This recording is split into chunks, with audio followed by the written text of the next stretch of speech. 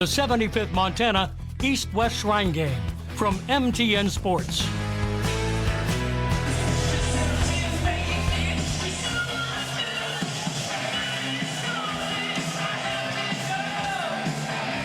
Great Falls, the Electric City, the site and host of the 75th Annual Montana East-West Shrine Game here at Great Falls High's Memorial Stadium. Welcome, everybody. The time we've all been waiting for. I'm Dylan Foreman up in the booth alongside me, Greg Upham, as we're getting set to kick off. We just had the pregame show. We know what the Shriners game is all about, raising money, but now it's time to get to some football action. Yeah, and we're going to see it tonight, too. This is the 75th anniversary of the game. $1 million raised. We appreciate all the support you can give the Shriners. They do an awesome job, and why not? Why back home in Great Falls? There's been a great turnout. Memorial Stadium.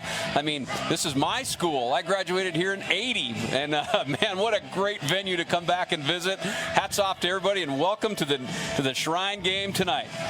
Exciting atmosphere, a little windy, a little gusty. We even had some talks of possible thunderstorms, but for now we're good and praying and hoping that is what it stays at as we're getting set to kick off. Trey Mans for the East team in the yellow with the dark trim, the West team in the red with the white trim.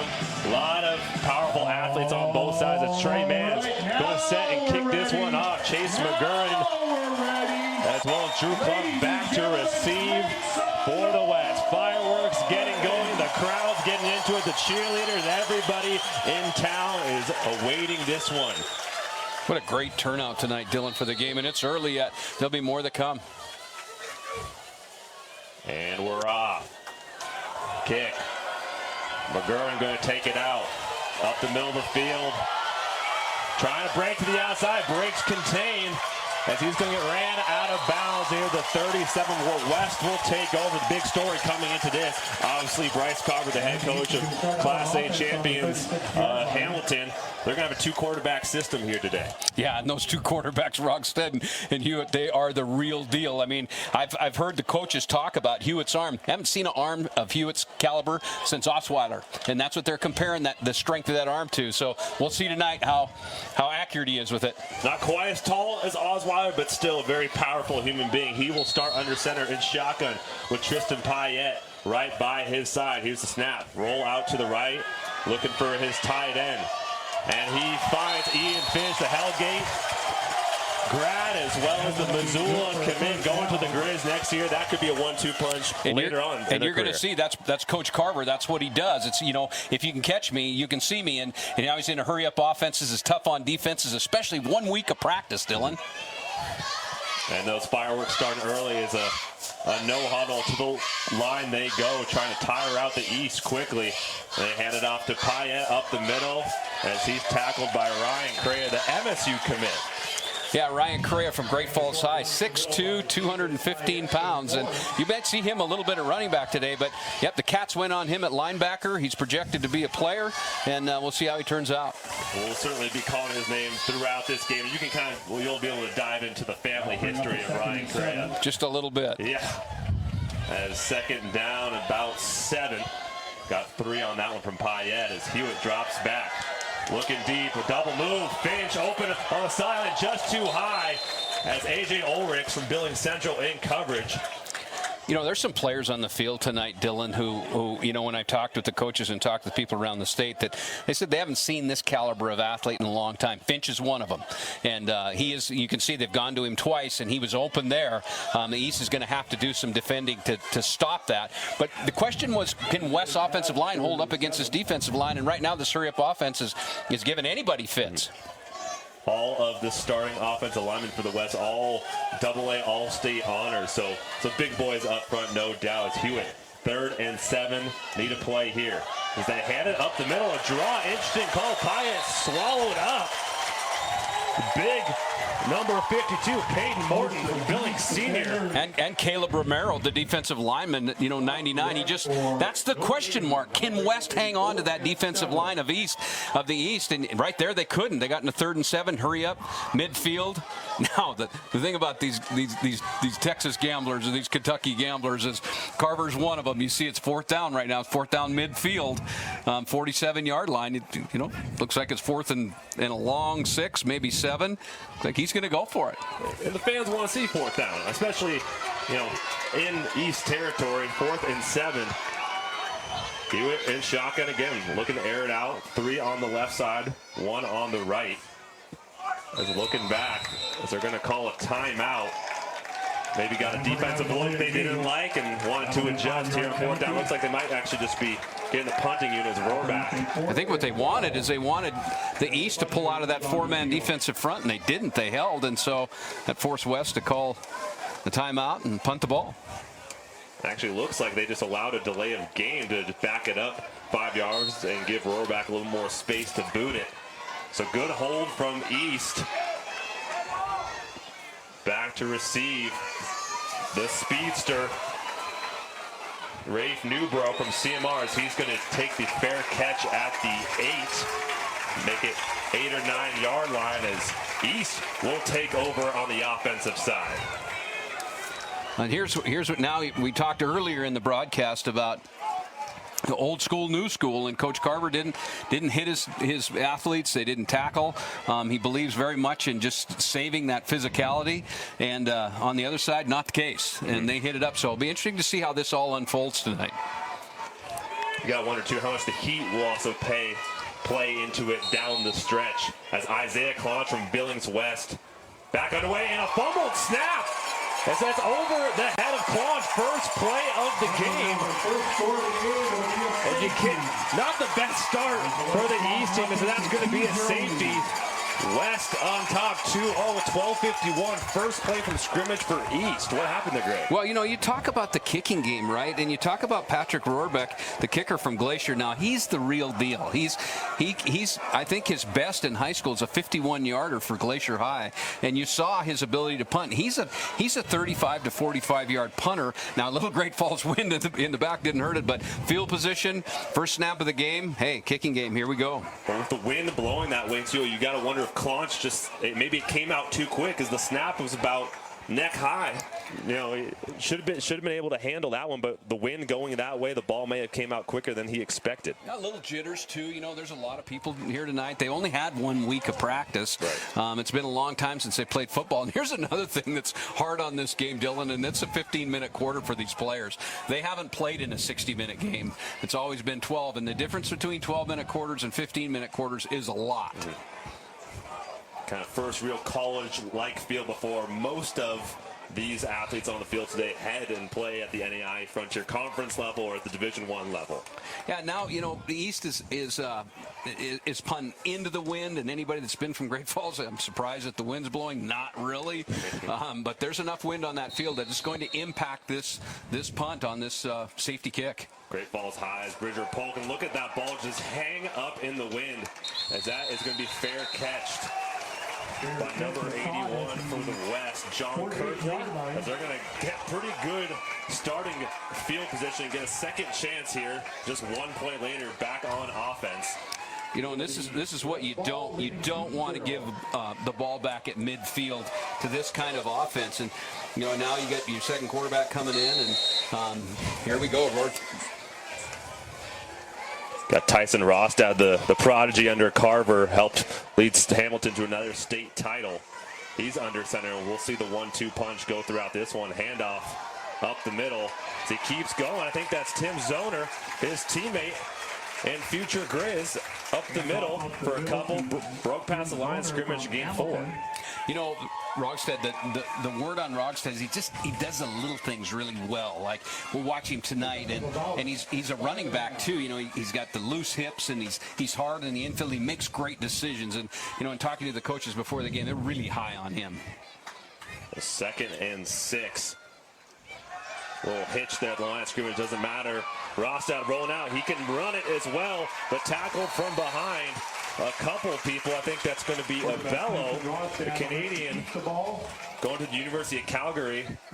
Part of the gang tackle on that. 1 of 2 to make the tackle on that one. And McGinnis from Sydney, when he drove out here, they started 3 days ago. Sydney's a little far east. But, yeah, but what a nice play by Ryan.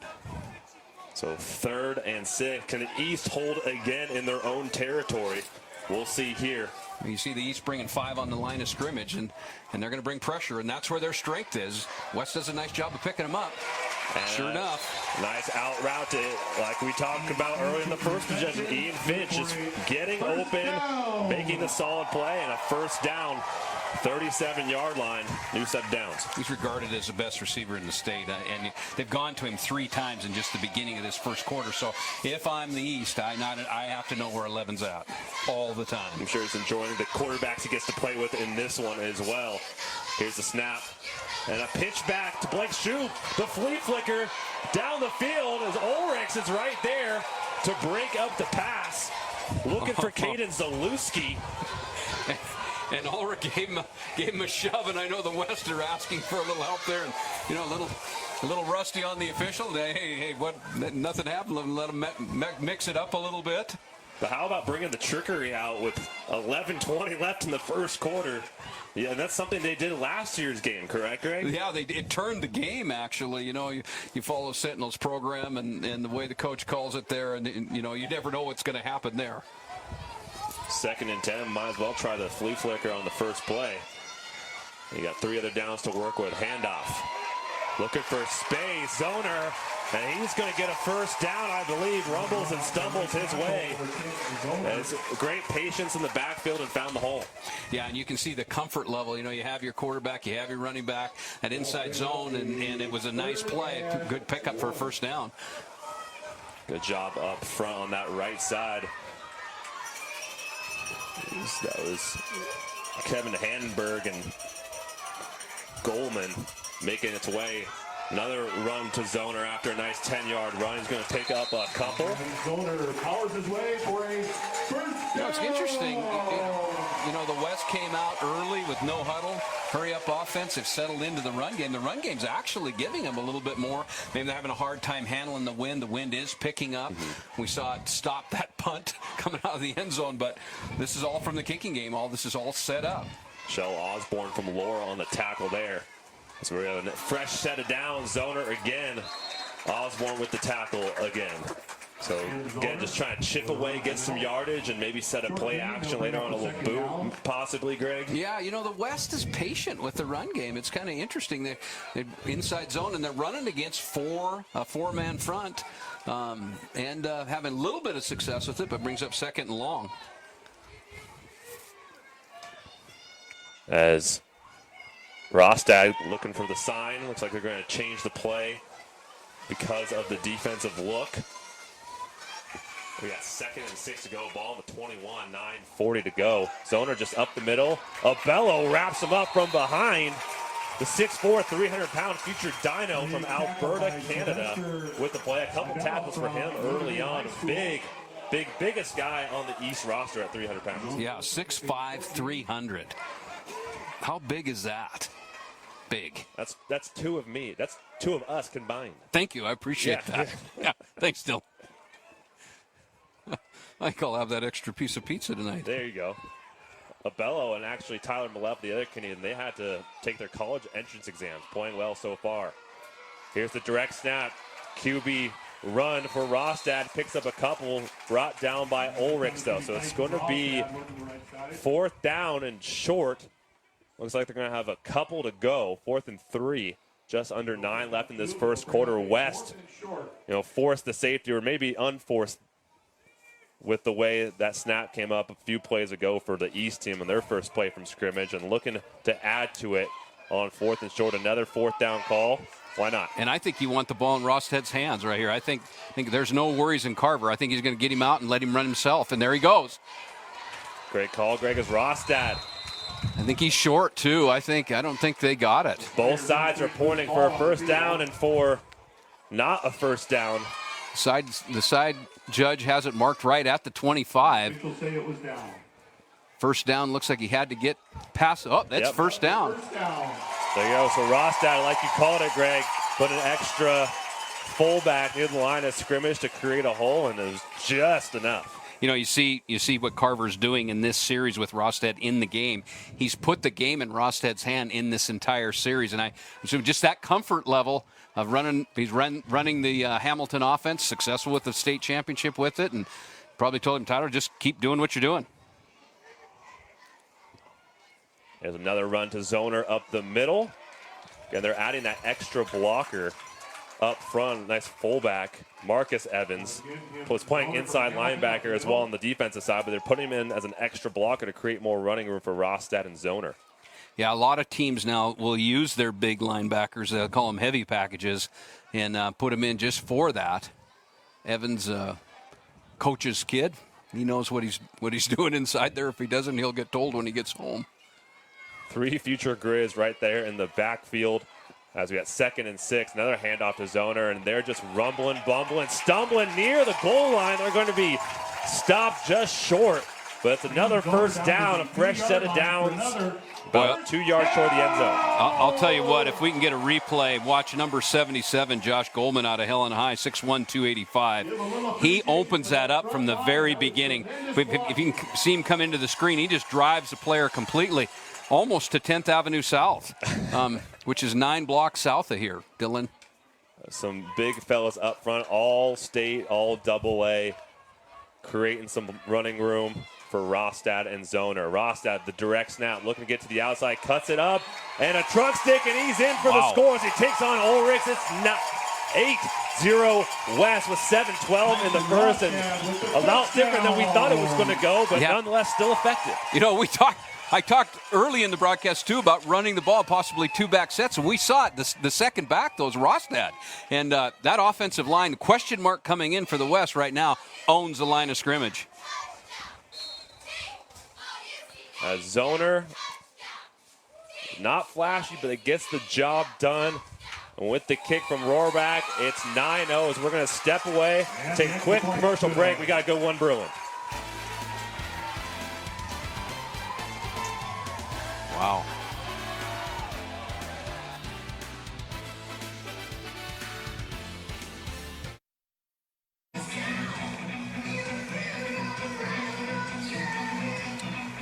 "12 plays, 51 yards. Rostad finishing it off with a 3-yard punch. As the drive took 5 minutes and 56 seconds, just wearing down the defense, Greg. They're up 9-0 with 7:12 in the first. Yeah, you don't get to hear it used this very often. It's that's smash mouth. That's just simple, old-fashioned smash mouth football. And they talked a little bit about it, and we saw it. So here you go, East. As the kick from Rohrbach with that win sends it to the back end zone. So we're going to get a touchback, and East with another shot at redemption. One play, a turnover with the safety, put them down 2-0. So let's see if Isaiah Clunch and the offense can get it going.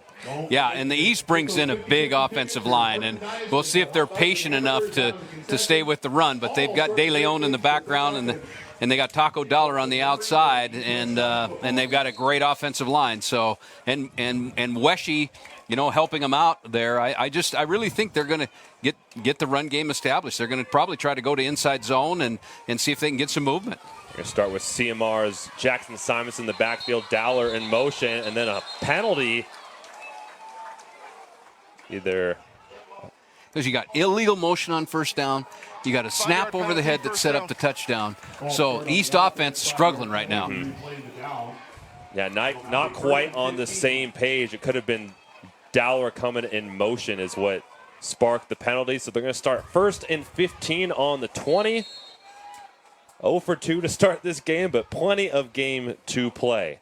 Storyline on the West defense is just speed, pure speed. And then you've got Forrest Serrero from Hill and High, number 91.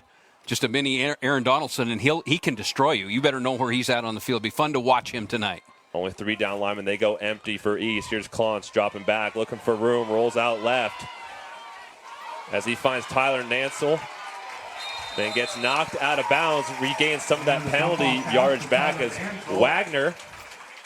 How about Clunch? One cool cat, right? I mean, it never even fazed him. He was rolling left. He looked downfield. He got a nice completion. I was talking to the coach earlier today, and they said just a great kid. Just really enjoyed him in camp. His teammates. He's a teammate player. He knows how to handle himself, and just very complimentary of how he treats people.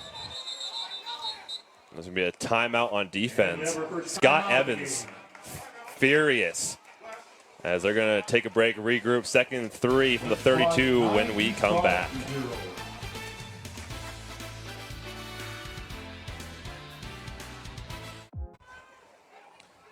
And we're back after the timeout break. 2nd and 3 for the East team. Regained some penalty yards with a pass on first down. And Jackson Simonson swallowed up on the play. The West defense, that big up front lineman. Well, you see Chase Williams, the outside linebacker, number 14 from Sentinel. Their speed. He just closed that so quick. And Sentinel has some dudes this year on both ends of the ball, making plays on offense and defense, and Williams right there. An absolute train in the backfield. 3rd and 5, Simonson behind Claunch in the shotgun. Claunch looking deep, wide open, Tyler Nansel, broken coverage. Tyler Nansel will go all the way untouched. Has beat Wagner on the edge.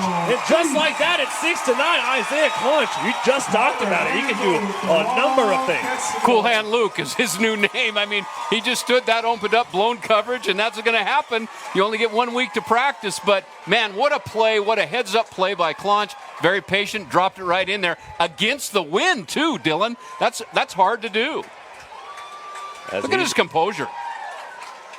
Just an absolute strike for about a 70-yard bomb. And just like that. It's a game of runs. They say that in basketball. They can also say that in football. Now, as Trey Mann set to kick the PAT, and he knocks it in. As it's 7-9 with 6:19 left in the first. Folks, we got a good one on our hands. You're going to want to tune in for this one all the way. We'll be right back after commercial break.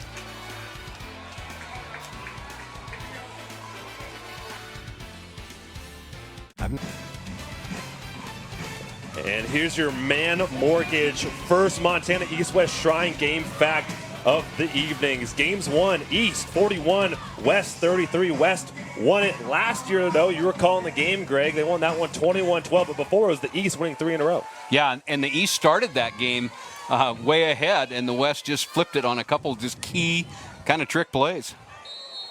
So just like that, we got a ball game after a tough start from the East with a safety and then a penalty, but all it takes is one 70-yard pass to Tyler Nansel to turn it around as he used a kick from Mans. As looking for space up the middle, nearly tripped up and tackled from behind. It's number 36 for the West. Well done.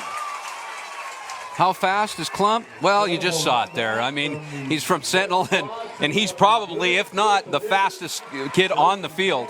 Watch him, and watch his dip here. He doesn't. That's a great move. He just soft-hipped that defender and came up and just took it down the field. So you want to watch All-Stars play? This is how All-Stars play. And the patience right there to let that develop and open up, again, sets up West for the 3rd straight possession with great field position. You know, there's been already big plays and points scored just off kicking game. So this time it's Hewitt and Payette in the backfield for the West. Hewitt rolling out, and looks like they're going to probably have a false start. So not the best start on this drive for West, same the way East started their last possession. Yeah, if you look at the number at the bottom of the screen, to call the Shriners right now, they're at 7,300, Dylan, a little bit behind to what they were last year. And so anything that you can help out is a great help for our kids, and they just do a great job. So thank you for watching at home, and look for those numbers and pledge all you can, and we appreciate you. Thank you. Got to meet Cece and Maisie in the last couple days. The cutest kids you could ever ask for. Caden Hewitt rolling out, and is going to find the ground just in front of his target, Finch, around the 32, just short. So it's going to be 2nd and 15 as that one comes up short.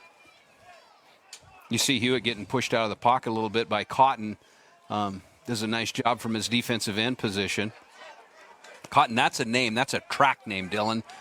His dad, a longtime track coach at Cascade, kind of set the standard for track in Montana with Ralph Halverson at Great Falls High. Boy, there's some great track teams here. Cotton, the Bozeman grad, as Hewitt steps back, a little screen pass. They're breaking into it. Nice pickup from the West offense. That's Caden Zalewski. Zalewski, nice middle screen, set up very well. And this is what Carver does, and he keeps teams off balance. You see that coming inside? That was well executed. So we got a little yardage back on that one. 3rd and 7, ball on the 37-yard line. Hewitt, another screen pass, this time to Finch. Well closed on by Devron Brewer. He's played on this field many times. And for Coach Sampson, the Great Falls High kid, making a play. Did a little wrestling as well as he wrestled Finch to the ground. Now it's going to be 4th and 6, and I'm imagining they're just going to stay on the field. Why not? Why not? Talk about two different game plans with two different quarterbacks. You saw with Rostad, it was more run. With Hewitt, it's, get him out of the pocket and throw the ball. Boy, does he have a gun on him. 4th and 6. Can the East make a play? Same thing, looking for that defensive set that they want. Stentoff showing blitz on the left Finch side. down here by himself.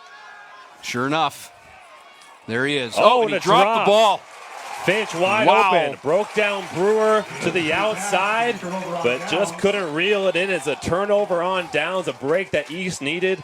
And can they ride the momentum from their last offensive possession into the next one?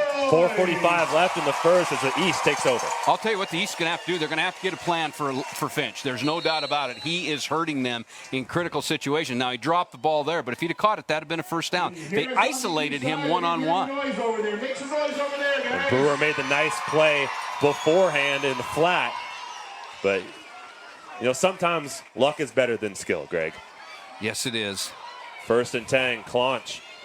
Dowler in motion and give it to De Leon, his teammate out west, as he is swallowed up in the backfield. I believe that's Trey Tillmany, the 3-time Thompson Falls state champ in wrestling, headed to North Dakota State next year, but playing one last game of football. Why not? Yeah, why not? 3-time state champ wrestler. How tough do you think he is? You don't mess with the wrestler. I think that's the best piece of advice I've ever had in my life. Yep, that's Do not right. mess with the wrestler. Part of that Thompson Falls 8-man championship football team this past fall. 2nd and 16, a 6-yard loss on that one. Claunch out of the pocket, stiff arm, looking for space. Oh, a back juke on Dylan Snyder. Gets a couple. Juked the Butte grad out of his sneakers almost, but made something out of nothing. Now it's 3rd and 12. Yeah, but look at the speed of the West defense. Watch how quickly they chase him out of the pocket. They missed a tackle there, missed a tackle there. Now you can go back to the new school, old school, right? He didn't tackle during the week. Well, they missed 2 tackles. Coach Poley, who coached here a long time, he's probably sitting at home going, well, then practice tackling. Good job by the defensive backs for the West to keep everything covered down the field. So long 3rd down attempt for Claunch in the offense. Looking for space. As he finds Rylan Schlepp, who's just past the 6'6" outstretched hands. The Gallatin grad, future MSU player who's looking to make waves as soon as he steps on the campus in Bozeman next year, just out of his reach. Yeah, and they call him different. And they say he's different, and he is. He's big. Man, he's huge. And just watching some of their scrimmages, that was the #1 target for Claunch throughout this entire week of scrimmage and practice. And he's hard to miss. That height, he is a problem. As Look a at this fake punt. And wide he's open. Rafe Newbro, wide open down the seam. Bridger Polk, the lefty, he was injured all week. Had to wrap around his leg, a little trickery. Yeah, okay. Here you go. You try it, I'll try it. Check this out. Now, I wasn't expecting this so soon, but hey, COVID what? What a great play. That's a great catch by Newbro from CMR. A great throw. Right on target. This is a fun game, Dylan. Hey, how about this? Both players headed to Montana Western next year. A little Great Falls High to CMR connection. It's 1st and 10 on the 40. Claunch to De Leon, trying to find some space on the outside, a truck stick as he picks up a couple. As East with just a little bit of fight, and then with 3:15 left in the first, they're just pulling out gutsy plays after gutsy plays. Yeah, that's fun to watch speed on speed, isn't it? De Leon is fast, and so is the West defense. De Leon, I feel, didn't get enough credit during the year. Obviously, a lot of the attention was focused on Dowler and Claunch, but with De Leon, the numbers he put up for this West offense. Well, a lot of it goes that West offensive line. I mean, they were big, and they broke them loose, but that's that 1-2 punch, and one name we haven't called out yet, we will soon, is Taco Dowler. They've had him in motion a couple times, as they're going to have a formation error right there. It's going to be a false start. It's going to be 2nd and 13 as opposed to 2nd and 8, but still in West territory. You know, and they haven't been able to get the ball to Dowler because they can't protect. That West defensive line is coming hard, and they're bringing some pressure too. There's some 4- and 5-man pressures that are coming at that East line, and I know they want to run the ball, but West is taking the run away from them. So here comes the chess game. Claunch with the improvisation skills at that quarterback position, and if they bring in Braden Mickelson, also a very kind of active quarterback and can do it with his feet. But 2nd and 13, just under 2:30 left in the first quarter. 2 backs and shotgun. Claunch looking for space. He might go deep, a little sidestep, and then a stiff arm. Gains even more yardage, as I think he broke away Picking up a couple from Billings West. from one of the defensive linemen from Braden Goose of Big Fork to pick up just a couple. I talked to Coach Evans, the West defensive coach, and he said this is the best secondary that he's seen in an all-star game, and that says a lot. And you see Claunch having he had to hang on the ball for a long time, and so I think they finally got their coverages figured out, and away they go here. So the team's starting to settle in. 3rd and 10, drops back, finds Schlepp. We just talked about him. They're going to find him in the middle of the field quite often. Boy, he is different. Take a look. If we can get a replay, you can just see the athleticism. I mean, he is a college player right now. He just cut across the middle and kept that defender on his hip, and he couldn't get around him with that big body. But what a great catch. Watch this. This is just a college play. Perfect. For the first down. In your opinion, Greg, is he making waves the second he steps onto the campus next year in Bozeman? You know, hard to say. I mean, they played for a national championship last year, but he's different. He's absolutely different, just the way he handles himself on the field. And what a great throw by Claunch inside. And the defender couldn't do anything. They just couldn't manage his size. Trey Johannes in the backfield on De Leon. Claunch sidestepping. He's going to pick up a couple before being swallowed up by a host. Oh, how about that? Oh, a little business on the ground. I laughed last summer. Well, I didn't really laugh. Yeah, I guess I did laugh. But they were getting after each other, and there was a little energy last night at dinner. I heard there was a little, kind of, you said rivalry. this, and I said, well, maybe, hey, what the heck? It's football. People call this an all-star game, but there's a lot of pride that probably goes into it as well. A lot of people coming together on the same team that played against each other in state titles, or people on separate sides of the East-West roster that played for state titles, and one lost and one won. Yeah. And here's a 2-back set out of the East, too. 2nd and 5. Claunch drops back again. Steps away from more pressure. Trying to find space. Suero hits him. Second too late as he got the ball off. It's for Suero. Made a nice play, but he got the ball out of his hands, thankfully. It's 3rd and 5 with 25 seconds left in the first. Yeah, and I think probably Coach Sampson's going to tell Claunch, okay, enough of the carnival. Get your feet set and get the ball out of there, because you don't want to do that much too often, because all of a sudden the big boys are going to come, and they're going to come fast. There's a way to they want to keep the ball in the air. There's a lot of way to combat that. A lot of quick routes, slants, quick outs to kind of get that ball out of Claunch's hands. Yeah, and I'm impressed with East offensive line, because I think they're going to have trouble with Suero, the number 91 from Helena High. He's different too, and you need to know where he's at, or he'll destroy you. 3rd and 5 and another false start. 3rd and 10 now. But you just talked about the offensive line. The Perkins brothers from Bozeman both heading to Montana State. Their older brother Justice now in the starting lineup for MSU. Their dad played at Montana State. Mic'd up Jaden in practice. Funny family and very talented. Could you refer to it maybe a stable of Clydesdales? Yeah. I mean, there's some big. Mom, what's for dinner? I don't know. Costco isn't open yet. Yeah. I mean, it's probably one of those type of things. Oh, man.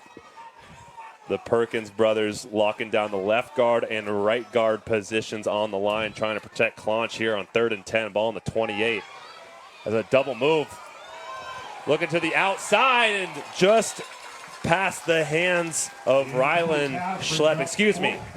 Number 82 on our roster.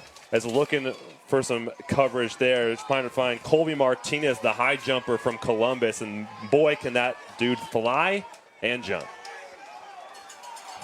You could tell East is frustrated a little bit. They want to run the ball and they can't. The West is just taking it away from them, and Coach Sampson knows that the importance of being able to run the ball. They just can't run the ball right now, and they're frustrated with it. 4th and 10, ball in the 28. Winds in their face. They're not going to kick it. 3 out wide. Taco Dowler on the left. They send Jackson Simonson in motion. 5 out. Here's Clunch. Look for space underneath to Schlepp. A little behind him, and has a turnover on downs. Even if he caught it, probably wouldn't have been able to get past the marker anyways. And the West forcing the East to throw the ball almost every down. And I know that frustrates both Wessie and Sampson. They want to run the ball. And, hats off to the West defense. They're stepping up to the plate. So just 14 seconds left. West takes over on their own 28-yard line. And kudos to the East defense for sticking and strong despite the tough start for their offense. 7-9 with Tyson Rostad back under center and shotgun. Remember the last time we saw him, Dylan, they put the run game together with him. They're handed off to Tim Zoner, so it looks like we're going to have a quarterback and running back duo be switched out as well. Zoner will go with Rostad. Payette will go with Hewitt, and that will probably take us to the end of the first quarter, as no shortage of fireworks, big plays, turnovers, you name it. We got more of it coming in the second quarter. West on top of the East, 9-7. Folks are going. Be sure to stick around for halftime.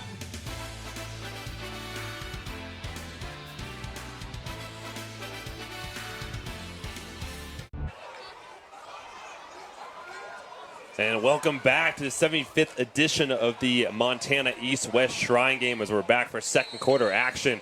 West on top of the East, 9-7. Couple big plays in the first half, one from each team, as Tyson Rostad rolling out to start this second quarter as he just misses his man out in the middle of the field as they tried to find his receiver. As we're going to toss it down to Bozeman's Ashley Washburn covering sideline for the East. Ashley, what you got? Hey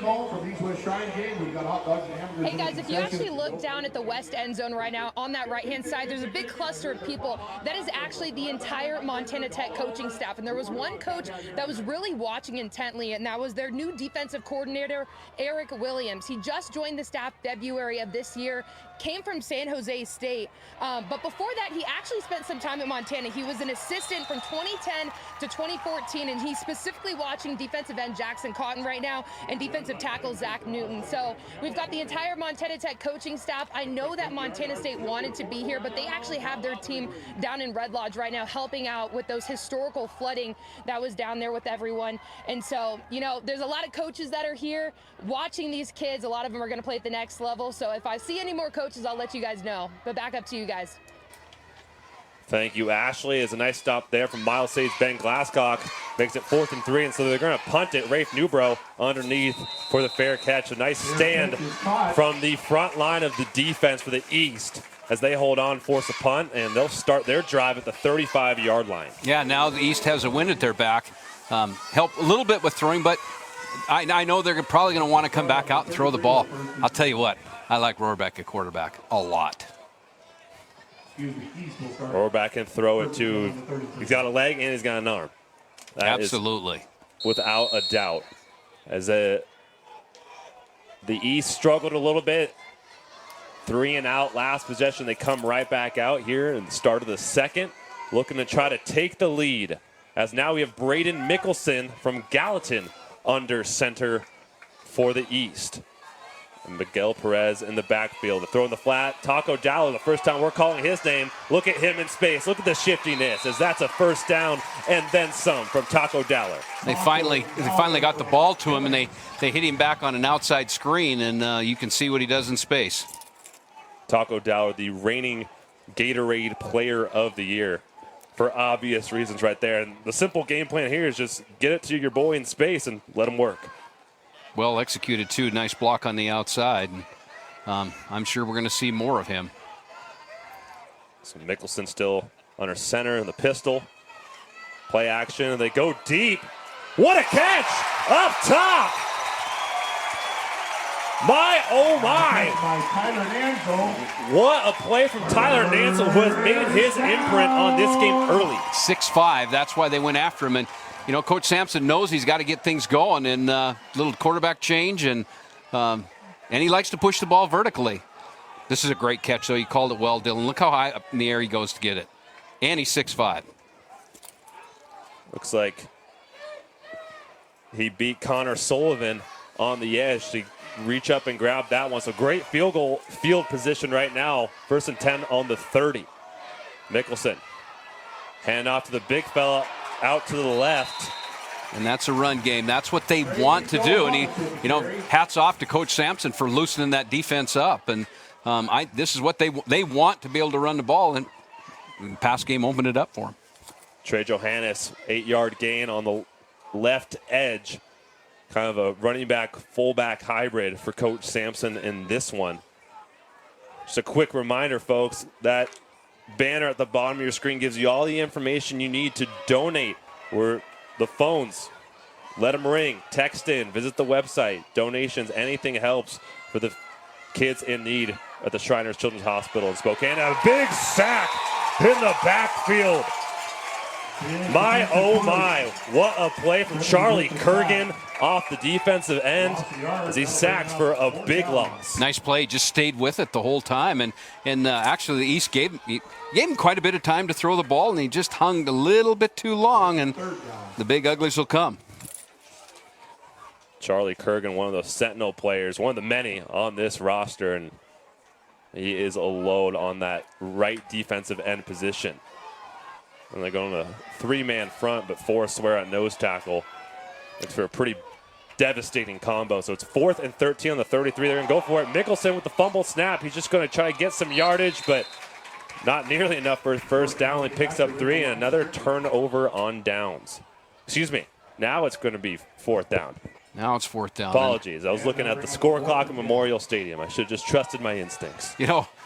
But now if I'm the West defensive coordinator, East got a little bit of momentum going. I need to find Schlepp. Where is he on the field? Because this is his yardage here. 4th and 10. They've gone to him on conversion downs. They'll probably try and go to him again. Yep, Coach Sampson wants a timeout. 4th and 10. I don't think we're going to see a whole lot of punts unless it becomes really bad field position to go for it. Because like you said, it's an all-star game. They want to compete. We want to see fireworks. We want to see scoring. So they're going to try to figure out with 4th and 10 out. As we're going to take a quick timeout break. We'll be right back. The 4th down from the East.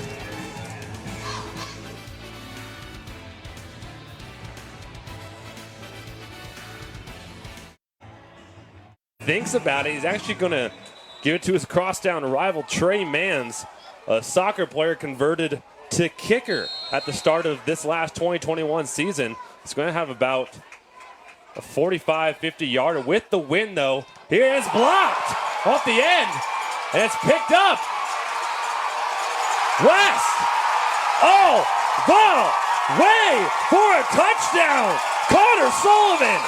Heads up play. That's a little speed out of Connor Sullivan. I think he's an about 11'2" kid, and you saw it there. What a great athletic move. I didn't get to see who blocked it, but we'll see it on replay, but Connor Sullivan surely finished the play. No doubt about that. Comes from the middle. Oh, from the outside. Oh. That's Drew Klump. Drew Klump with the block. Yeah. Speed, right? Just pure speed. Has Klump made a difference in the game so far? Yeah, you could say that. What a great play by Connor Sullivan out of Glacier High. And for the East, you take the timeout to take the safer bet with the kick, right? And then blocked, and it's just a what a blow as the Roarback PAT is good. It's 16-7, 11:44 left in the half. Not what Coach Sampson had in mind. And great special teams play from the West. Well, I'll tell you what, they talk about it all the time, and there's 3 phases of football. There's offense and defense and the kicking game, and the kicking game has scored a lot of points today, especially tonight for West. And wow, what a great play. Speed on the outside and speed on the outside on the other side. So Glacier High and Sentinel teamed up that time, and now there's 7 in the bank. And for the East. Could not have asked for two more freakish plays to happen that resulted in scores for West. They started the game first possession with a fumbled snap for a safety, and then the blocked field goal attempt for a touchdown. But there's always light at the end of the tunnel. You know, the East finally got it going, Dylan, right? I mean, they threw the ball a little bit, they opened it up, and then they were able to run the ball, and the world was right, and then all of a sudden the world wasn't right, Dylan. That's kind of how it goes. You know, the funny thing about these All-Star games, too, is people are like, well, I don't want to watch the All-Star game. They're not very exciting, and, you know, blah, blah, blah. Well, the last two I've watched so far have been extremely exciting. And another pitch for our to help donate for the cause tonight. The Shriners have done a great job. Please look at that number in the bottom. These kids are out here playing so hard, and any support that you can give them would be great. One of the East players a little bit hits closer to home for him, his little sister Cece from Malta, one of the former Shriner Hospital patients. Maisie on the west side is the patient ambassador for them. What a great cause. As a big booting against the wind sends this one in the end zone, and Rohrbach showing why he's a D1 leg come next fall. That's into the wind too. I mean, he's been a big piece of what's happened tonight. So Kicking East will game. get it back, yep. Coaches always say kicking game. They never say it one time, Dylan. They say it 3 times. Kicking game, kicking game, kicking game. You wonder why that is. Why don't they say it? They just, you know, I got it after the first time. Yeah. Kicking game, kicking game, kicking game. I bet you every coach sitting watching TV tonight, watching this game, their wife's probably going, why do you have to say it 3 times? As a kicking game, kicking game, kicking game. It's a genie thing, probably. I think it's good luck. That's what it is. Yeah. Mickelson still under center is going to give it to Miguel Perez of Fairfield. Has been an absolute beast in Class B football in his career as he picks up a couple. Yeah, the word on Perez is that he just does not go down. He just refuses to go down. Very powerful running back. You saw him go back, you know, East go back to their left side on that stretch play, and they've had a pickup of 7 yards, and I think they're patient enough to stay with it. But that's a big pickup on first down, running the ball, and they've had success on their left side with that. They'll probably try and stay with it. No shortage of running backs on this roster. Look at Rylan Schlepp behind the right guard, behind Perkins. Looks like they're going to try to create another hole, but Boy, the hard East, to do. Penalties. East is struggling just with execution. That time Max Eaton out of Dawson, 6'3", 270, just a little bit too quick. So, you know, it's hard, though, for the offensive linemen when the quarterbacks, because they have different cadence. They're, you know, just like you have a different voice and I have a different voice, and, you know, and it's tough. But the West doesn't seem to be having as tough a time. You know, that's one thing about sports, right? You can use this excuse, and then when you're getting beat, you can say, well, the other team doesn't seem to have quite that problem. Well, also, when you're lined up right across from Forest Swear, your mind can get a little jumbled thinking about what's to come across the line of scrimmage. As now we got 2nd and 7 to go. A high snap. Mickelson's tall enough to get it. Throws it out to Dowler. Oh, what a catch and what timing, as that one could have easily been taken the other way if it had been waited 0.2 seconds later as Kirkley there to make the tackle, but he almost had a pick. Yeah, Chase Williams maybe played that a little bit too soft, and that ball hung up there for a long time. And I know why he played it a little bit soft. You see him off, but guess who that is? That's Dowler, and you got to give him a little bit of space because he can change the game in a hurry too. Yeah, that one floated up just a little too long, but doesn't matter. It's a first down, and the East team will take a ball in the 37 with 10:15 left. Here's Mickelson with it. Hand off to Perez. He finds space on the edge and picks up 8 to 9 yards. Got tripped up. Could have gotten a couple more.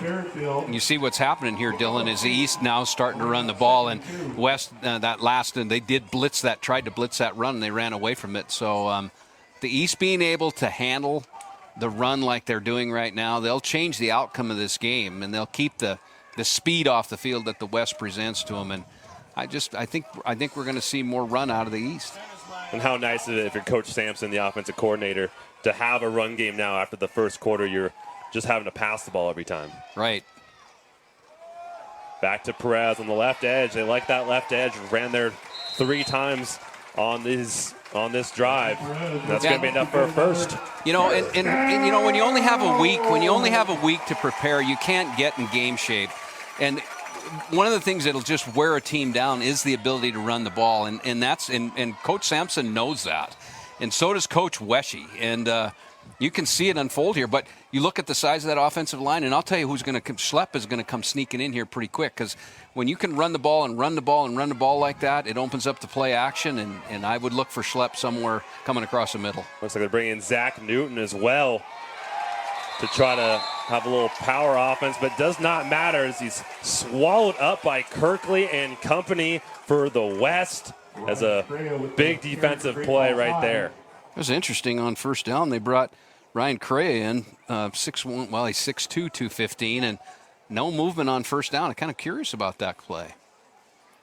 Correa obviously played fullback and running back at Great Falls High and actually put up really good numbers throughout the season. Great two-way player for Coach Sampson. But, yeah, that's something you probably want on more short yardage downs, that lineup. But, nonetheless, it's 2nd and 10, ball on the 48.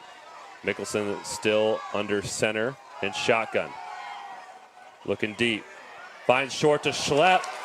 And that's going to be pass interference. Penalty flag on the field. Drew Klump on the coverage. He hit him a little bit soon. I think I would too, as big as he is. That's a tough play. It looks like it got partially batted down before the ball got there to Klump by another defender. Because, yeah, you could see some of the players, especially on that left edge, you could see number 52 signaling, hey, Bronson Hendrickson, hey, that ball was tipped. I think it was, too. I think it was tipped before he got there. Pass interference. No. 26. And Coach Carver not happy with it as well. Yep. He's a couple yards into the field trying to figure out how they missed that. That's a big call, because that would have been I think that would have been 4th down and gave him the first down. I think the ball was tipped. I really do. It looked to me like it was. Yeah, yes, that's it definitely was. Tipped. Boy, the officials in Klump. A little out of practice too, but that's the way it goes. But 1st and 10, 37. Again, better to be lucky sometimes. As Mickelson with it to the flat to Dowler. Nice blocking up front, but tripped up, and that could be a block in the back by Luke Clinton from Lewistown on the outside. Yeah, he got just a little bit behind it. You can see the speed that the West presents. Just clipped him just enough right in front of the referee. Connor McCarthy on the coverage out there, and he just gets past him, and you see that. Yep. Block in the back, but see the athleticism of Dowler. West doing a nice job of keeping Dowler bottled up. Yep. I mean, he have not let him run. They've been trying to get him the ball in the flat as much as they can, but these DBs, experienced, athletic, and long for the West. Interesting that the East went away from their stretch play to the left. They're averaging about 6-7 yards a carry on it, and they haven't gone back to it. And now it's 1st and 20. 7:56 left. Again, the number to call in or text in or visit the website to donate to the Shriners Hospital below. So as a quarterback, keep a little fake to Dowler to get the defense shifted and pick up a couple after the penalty. It's going to be about 2nd and 14. A little misdirection. And their coaches are arguing about something. I don't know what from up here. And referees telling it can only be one. Yeah, look at the coaches' hands are going up, and they're yelling. And we talk about the players taking this game seriously. You think the coaches are as well?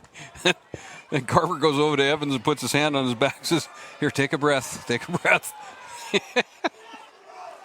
2nd and 14. Mickelson, the shotgun again. He finds Luke Clinton. He's going to pick about 6 or 7. Fought off Braden Morris to pick up a little extra. So now 3rd and manageable for the East on the 35-yard line of the West. Again, this has been kind of a grind possession, trying to pick up a few yards here and there and set up the pass. And Mickelson, can he make magic happen on 3rd down and 9?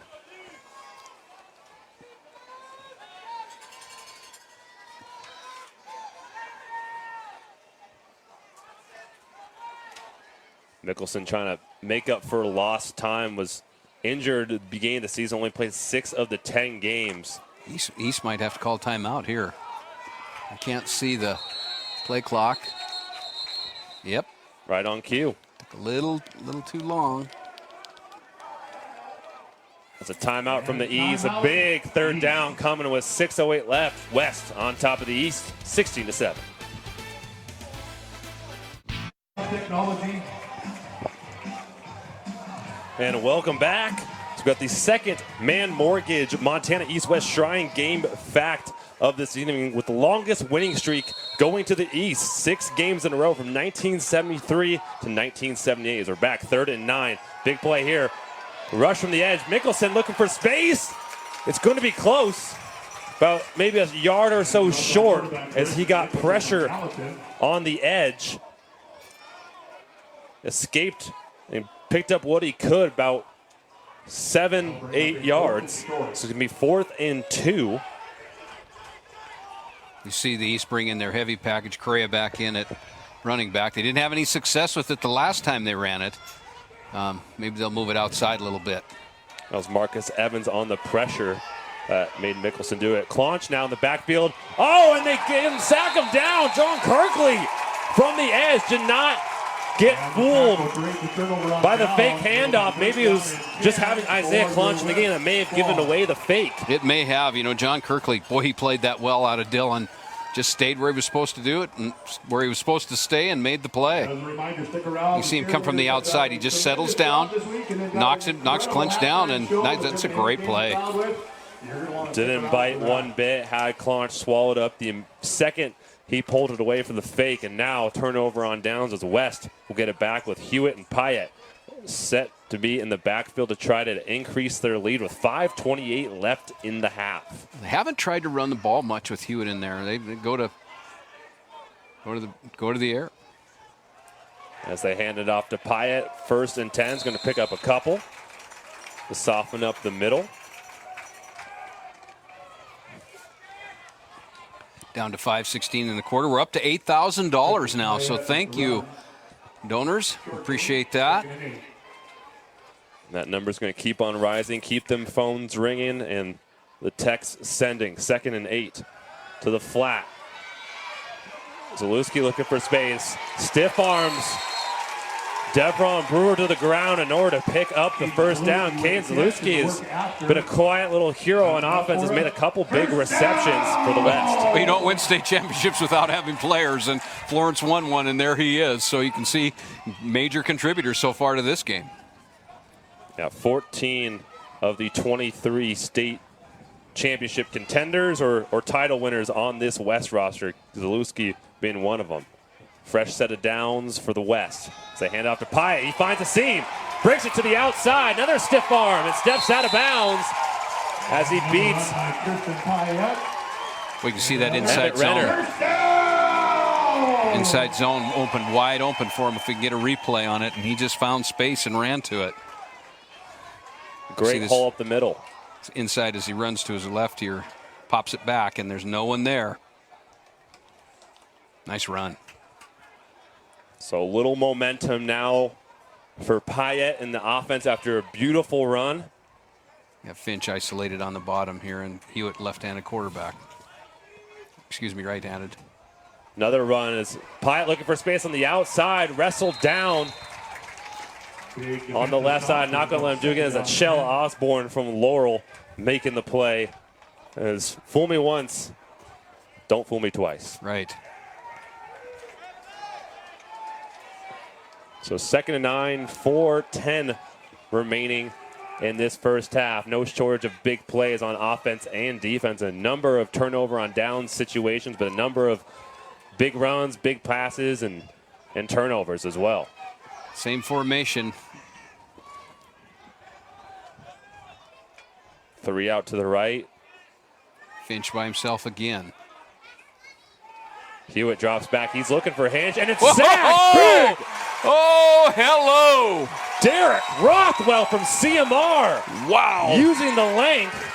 Second team all-conference, playing amongst the trees, him being himself. 6'6", and Hewitt wanted to go to Finch. He was looking to get over there, and wow. What a hit. Looks like The East he beat needed a big Wilson. play. They needed a big play on defense.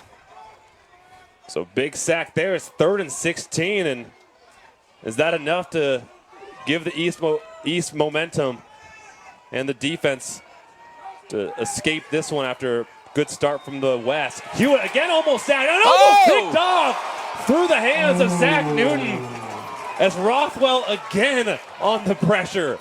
Swallowed up Hewitt. Hewitt tried to get it out of his hands and almost into the arms of All-State Zach Newton. Well, Jackson Cotton, too, came from the outside, and to that outside pressure just forced that. And then Newton, he was almost like he waited for it to happen, and it just ran away from him. Great two-play sequence from Derek Rothwell. As now West team forced to punt is a great stand from that East defense. A high-hanging punt, and that's going to be in the end zone for a touchback. So fresh set of downs when we come back after the break. East defense holds on. Can their offense get the ball rolling a little bit? 2:52 left in the half. We'll be right back.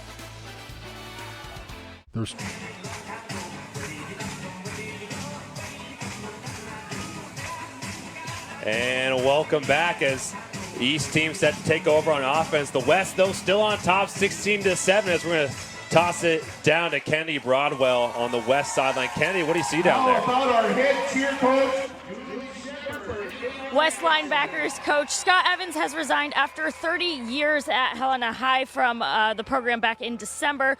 We talked to him earlier, and he's just so glad to have the opportunity to be a positions coach, especially with the linebackers here today. His son Marcus is at that position here tonight. Thank you, Kennedy, as we're back to the action. East going empty with Isaiah Clonch, looking for a pump fake, looking for space. Still's got plenty of time. He's looking down deep to Taco Dowler, wide open behind the defense. No one is going to even come close. As Taco Dowler, a 75-yard score. First play from scrimmage with Isaiah Clonch. I'll tell you what, you better take your offensive line to dinner because they gave him all day to throw the football. And Cool Hand Luke sat back there, and all of a sudden he found his best friend Taco Dowler down the field for a touchdown. Woohoo! How quickly it can change. Now, Clonch started the game with the safety, struggled a little bit trying to find his footing and scrambling around, but all it took was 2 big plays, one to Tyler Nansel and one to the Montana Gatorade players here, his teammate. 1,002, 1,003, 1,004. Over 4 seconds to throw the ball. It's a long time, especially when you have someone as dangerous as that out back there. And when you give him that much time, the defense just breaks down, correct, Greg? And the DBs kind of get lost, and Taco Dowler knows where he is. Just turns into football in the park is what it turns into, and him in the park is a dangerous person. It's a nice job. I mean, what a great game, right? I mean, there's explosions all over the place. A blocked field goal picked up by Connor Sullivan for a touchdown, and Cool Hand Luke sitting back there just waiting for things to happen, and it does, and yeah, you're seeing it all. You got to imagine Dowler was an all-recess first pick back in the day. I mean, There's just no question you don't put him on your team when you finish lunchtime. That's There's just absolutely no way. Yeah, that's it. Greg, no shortage of big plays in this one. This is a good game. The fans are getting what they paid for. They really are, and the tail of the game is mostly in the kicking game. Just the blocked field goal and the big punts and the safety and it's got everything. So we got 14-16 East. Again, all it takes is just one big play from them to get back in the game. They did in the first quarter. They did it now as we have 2:38 left in the half. And both coaches have had to go in and use different things, and a lot of it so far. Well, let's try the run. Well, that's not working. Well, let's throw the ball as far as we can. Okay, that worked once. And let's run outside. Okay, that worked. And then they've had to go in and out. Neither team can find a rhythm, and that just tells you the type of the caliber of athletes on the field. And 1 week practice. Yeah. The 3 days paying off. Oh, look at them coming up. They're thinking onside kick. Looks like they did practice it, and That is swallowed up easily right at the 50-yard line. Well, that didn't trick anybody with 2:38 left. That looks like that's Kyle Lawson might have made the play. Or Caden Batzler with the recovery. So now the West will get pretty darn good field position at the 50-yard line. You got Rosted out now, so Coach Carver will probably go to his offense, and Rosted's a running back in that offense. Zoner right next to him as they're going to roll out Rosted to the left, looking for room. Nice coverage. Yep. Covered by Ulrichs from Billings Central. His number's been called quite a few times tonight. He's answered it. Intended for Kyle Lawson. Looks like he might have had another receiver open in the middle of the field, but the way his momentum was taken to the left, wasn't able to turn his shoulders to make that play. You know, too, you see both these quarterbacks are not sitting in the pocket. They're rolling them. Those offensive lines can't hang on to the defensive pressure, and both quarterbacks having to roll out. 2nd and 10, this time out to Finch in the flat. Oh, great side juke as he picks up the first down. Oh, look at that. Oh, little old-fashioned stuff there. A rolled ankle as Bo Dantic is trying to make the play in the flat and isn't able to. I mean, they had two here in the flat. See the athleticism of Boom. Finch. Look at this. Outside, inside, and going. Yeah, Dantic could have had him in the backfield, but great move from Finch. As Lawson catches in the backfield, he's going to lose 2 on the completion. West has all 3 timeouts left. 2 minutes to go in the game. Ball at the 39, so they're in good shape. And the East doesn't want to give one up now, Dylan. I mean, they just don't. You know, they battle themselves back in the game, and they don't want to give one up. And but go for an onside, and you don't get it. This is what you're dealing with. 2nd and 11, Rostad looking on the wheel route to Lawson. The man from Hot Springs, kind of a specialty athlete for this West roster. They've tried to look for him about 2 or 3 times on this possession alone, but not able to connect there. 3rd and 11. See Rosted going to the Grizz. As a receiver? As a quarterback? Who knows? Well, he's a utility guy, isn't he? Yeah. I know Hewitt's definitely going as a quarterback.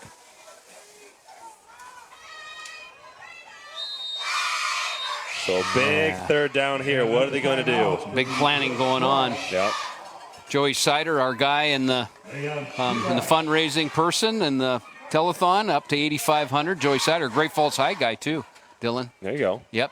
I told this story last year. It's funny. You know you're from Montana when you drive yourself to driver's ed, because Joey would drive us to driver's ed, and we'd all get out of the car, and then we'd get in the driver's ed car. We'd do our practice driving, then we'd get back in Joey Sider's car, and he'd drive us all home. There. How about that? If only it still worked like that, it would be much simpler. Instead of begging the parents to drag you to the DMV and all that. And the driver's ed teacher would just say, okay, here we go. Well, in rural Montana, you can't tell me that everybody didn't drive into the driver's ed. It's funny. It's just being part of Montana. But Joey Sider, one of our guys that's heads up the telethon, just does a great job and cares so much about kids and about just about everything that this whole game stands for. And so, Joey, nice job. Thank you for everything you're doing. And everybody continue your generous donations throughout this game. There's still plenty of time to get more money to the Shriners Hospital in Spokane. So big play, 3rd and 11. Back to Zoner on the play action. What a beautifully drawn up play out of the timeout. It's a play action to Zoner. They find him coming out of the backfield to find him a little wheel route for a 1st down. He went down too with the, he's got drug on the knee. I hope he's okay. It's one of the things that, this is one of the issues that they talk about with these all-star games and these injuries, because these players are going to the next level. And that was one of the reasons Carver, and his game plan doesn't want them scrimmaging throughout the week, or at least his team. It's the last thing you'd want is an injury before the game, but obviously competing in a very competitive All-Star game like this, injuries do happen. Yep, they do. As we're going to send it back down to Candy here in a little bit. Over on the west side, she'll have an update for us on what's going on over there, either with the injury or another player update.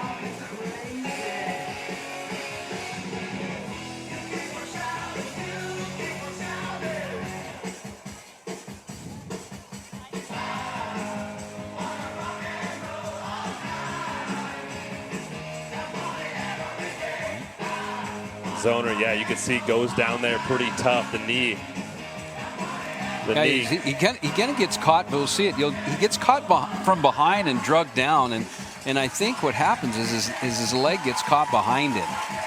Goes inverted for sure right here. Great play call from Coach Carver. A great execution. Yeah, that knee goes in on the right after he's tackled out of bounds. Tough play to see. You hope he's okay and hope it's nothing more than a quick fix, but his teammates helped him to the bench, and I'm sure they'll have Payette back in the game. So it's 1st and 10, minute 32 left.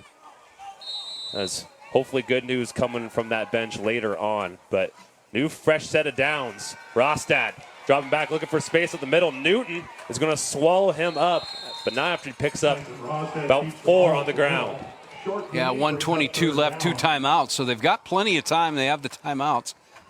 You got a scrambler quarterback in. Second 7 clock still dwindling down. 1:10, still a couple timeouts for the West. Looking to add a few more points to their lead. Rostad over to Lawson. Lawson takes on a hit, but looks like he's going to have a first down. The 6-man All-Star that put up numbers for Hot Springs this year makes a play. He's committed to Montana Western as a 6-man football player. That's really impressive. Yeah, that is. That's a great first down pickup right there. That's a big first down. So another timeout used by the West team is now fresh set of downs with just under a minute left on the 12-yard line. A lot of options they can do. Yeah, and it's a game right now, too. I mean, it's 14-16, and the East has had to battle to score. I mean, they've got a couple big plays, right? But for the most part, as Kennedy, seems like he got an update from us on the west side, and obviously there was just an injury, but what else is going on down there?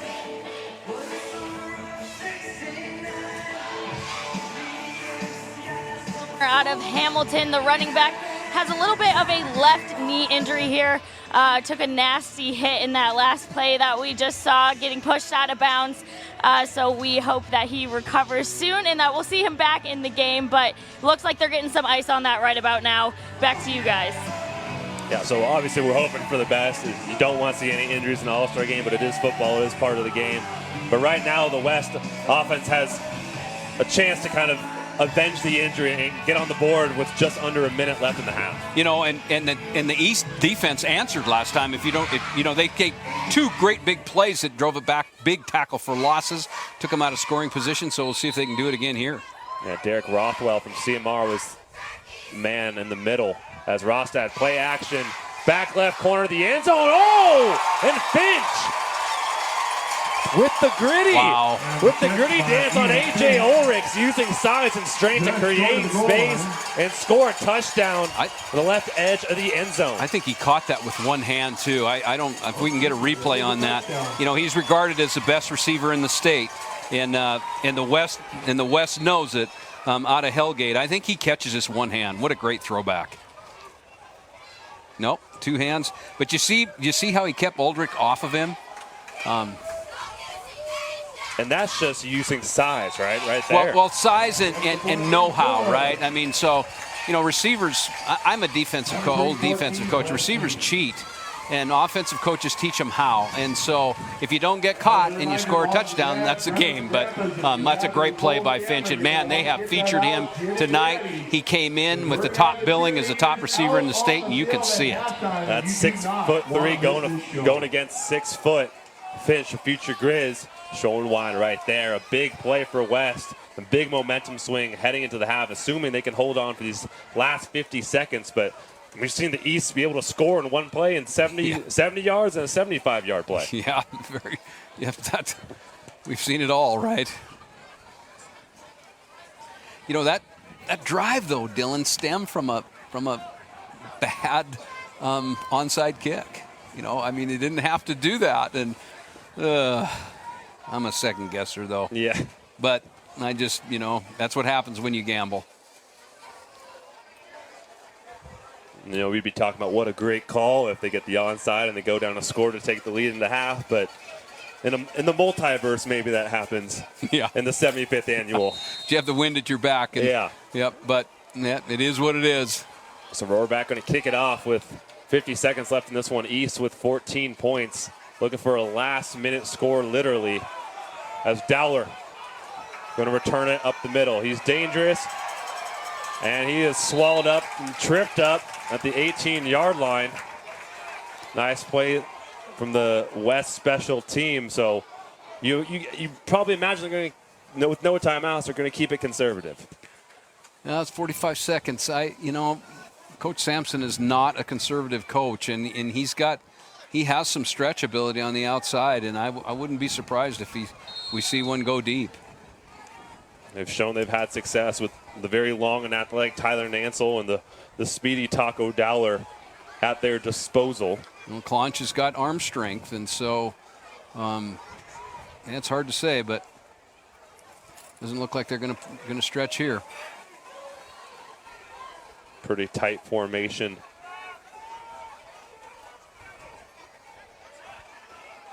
Having trouble lining up. As Dowler back in motion. Little pitch to him on the outside. He's going to get out of balance and pick up 3 to 4 yards, which will stop the clock to kind of soften the defense and open up some things that they can do. 41.4 seconds left. Sure see the team speed on the West. Dowler's fast, right? We talked about him all half, but that West team can close. Second and 8. Clonch headed to Carroll next year. Dowler to MSU. Nansel to Drake University, Division I. Here's Clonch, steps back, rolls out to his right, looking deep. They have everyone bottled up down low. Breaks off Suero and then finds Dowler again. Are you kidding me? They're going to need to get up to the ball, though.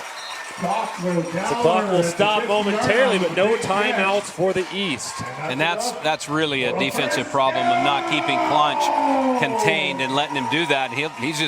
He's shown he's just going to kill you. 1,001, 1,002, 1,003, 1,004, 1,005, 1,006, 1,007. Clonch under center. He's going to spike it right at the 49-yard line.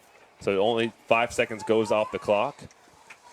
As now you maybe try to get out of bounds and get yourself in range of Trey Mans, who certainly has the leg, being a kicker and going to the University of Providence next year as a soccer player. Or would you just keep trying to play for a touchdown here with no timeouts? Well, obviously both coaches have said I'm going to let it all hang out, and so I think they're going to just let him run around until the West says, I'm not going to let you do that. I might, you see three-man front, but I would assume you're going to start to see some four-man pressure. Clonch with the snap, rolls out to left, goes deep, looking for coverage, and that's going to be a flag. Looks like they might in the secondary. They're going to get Chase McGurran from Helena with pass interference, but there's one near the 50-yard line that could be a hold. Yeah, I think we're going to get an offensive line hold, and I think we're going to get a defensive hold. And I think they're going to offset penalties. Illegal formation. And it's going to be 18 seconds left. On the offense. Pass interference. Number 7 on the defense. Illegal formation on offense. Penalties offset either way. So no harm, no foul. 2nd and 10 with 18 seconds left. Again, just if that offensive line can buy Clonch 5 to 6 seconds of time, I mean, yeah, it's just that defense is very vulnerable. It is. They have to wait that long. Yep, and the West has enough speed to chase him down if they decide they're going to bring that kind of pressure. But I think Clonch is got too strong an arm just to let him run around. Simonson in the backfield along with Clonch. Steps up in the pocket, breaks off to the left. And he just couldn't get out of bounds, stop the clock. So maybe just setting up a Hail Mary then with 3rd and 7, 3rd and 6. He'll probably have 2 plays with 12 seconds if he doesn't hang on to the ball very long. They'll try to do is they'll try to get the ball to the sideline as quickly as they can. And you know, you said it, you know, we got a good kicker, the CMR kicker, so if they can get it into the 30 or so, that gives them a chance for a field goal. So I think that's probably what Coach Sampson's going to try to do. And I wouldn't be surprised if they run Schlepp on an out, get him the ball at about 8 or 10 yards and set themselves up for a field goal. Looks like Schlepp's actually on the sideline right now. Looks like he came out of the game maybe to keep more speed on the perimeter. Shotgun formation, Simonson to the right of Clonch. Looking for a quick out there. He has one, had it for a second, steps up, Suero, and then bottled up and finished off by Evans. And that will bring us to the end of the half. More than 8. Nice sack from Helena.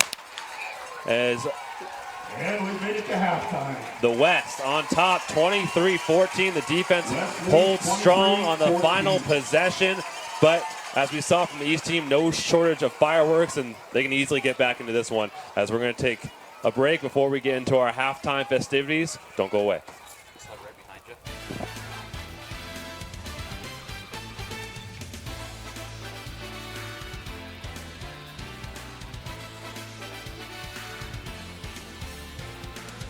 Welcome back to the 75th Montana East-West Shrine Game from MTN Sports.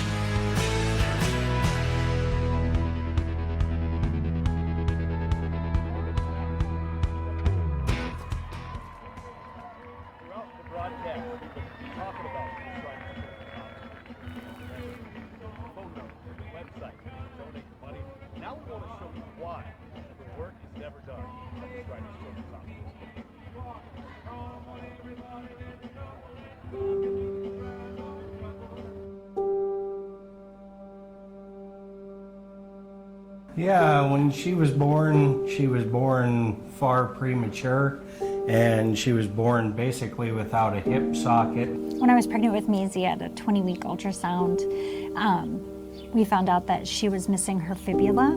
I am Mackenzie Stewart, and I'm from Fairfield, Montana. I have juvenile idiopathic scoliosis, and I went to Shriners to receive treatment of a spinal fusion to fix the curvature in my back. I am Grant, and I'm from Great Falls, Montana. I've got bilateral club feet. It means that my legs were turned in when I was born. So when I was little, I got surgery on my heels. I am Addison Benson. I am 8 years old, and when my accident happened, I was 2 years old, and I was ran over by a lawnmower. My name is Macy Brandon, and I am from Havre, Montana.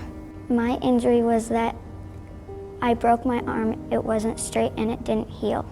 My name's Amalia Ostwell, and I'm from Havre, Montana. I had scoliosis, and I was put into a torso brace, and that was supposed to correct my scoliosis. I'm Madison, and I am from Great Falls, Montana. I was born with a cleft palate. I go for the Shriners Hospital for treatment. Probably 3 or 4 hip surgeries. Seems like it was 3 surgeries and multiple casts. We're taking Maisie to Shriners about every 6 months. Sometimes it's a little more than that, just with adjustments for her prosthetic and if she has some issues. It was very welcoming when I first went there. I was really scared, but they helped me realize that I was going to be okay. When I went to the Shrine Hospital, I didn't really know what was going on. I know my family was scared, and I'm just lucky I'm still alive. As far as her care during surgery, her prosthetics that she wears over and above what my insurance pays, they work with a local prosthetist here, so we don't have to travel out of city or state for that matter for that, because she's got a lot of adjustments that need to be done. They just know how to treat the kids and the parents as well. I mean, it was absolutely a wonderful experience in a difficult time. And the local Shrine group helping us with travel expenses and lodging has just been a lifesaver. There have been times we've made 3 trips in a month out to Spokane to go to treatments. My favorite place is the playroom where all the balls and toys are. I love all the people at Shriners Hospital. They're just so nice and generous and do so much for everybody. I can do every sport: skiing, basketball, softball, wrestling with older sister. I can do a lot of sports, like nothing can stand in my way. I think that Shriners is a really good hospital for kids, and that will help people become a kid again instead of worrying about, oh, I can't do this or I can't do that. I am thankful for Shriners because they help kids like me, and they made it so I can do everything I can do today. My prognosis is really good since after my surgery I've been able to play all the sports and been able to do stuff I really love to do. Sorry, it's not easy for me. It's easy for me to say thank you, but it's super tough. The folks at the Shriners and the whole organization has just been wonderful for wanting to step in and help my daughter and my family, and they're nothing but just a blessing. And we're so happy to have known them, and happy to, if we can help a little bit in any way, we're happy to do so.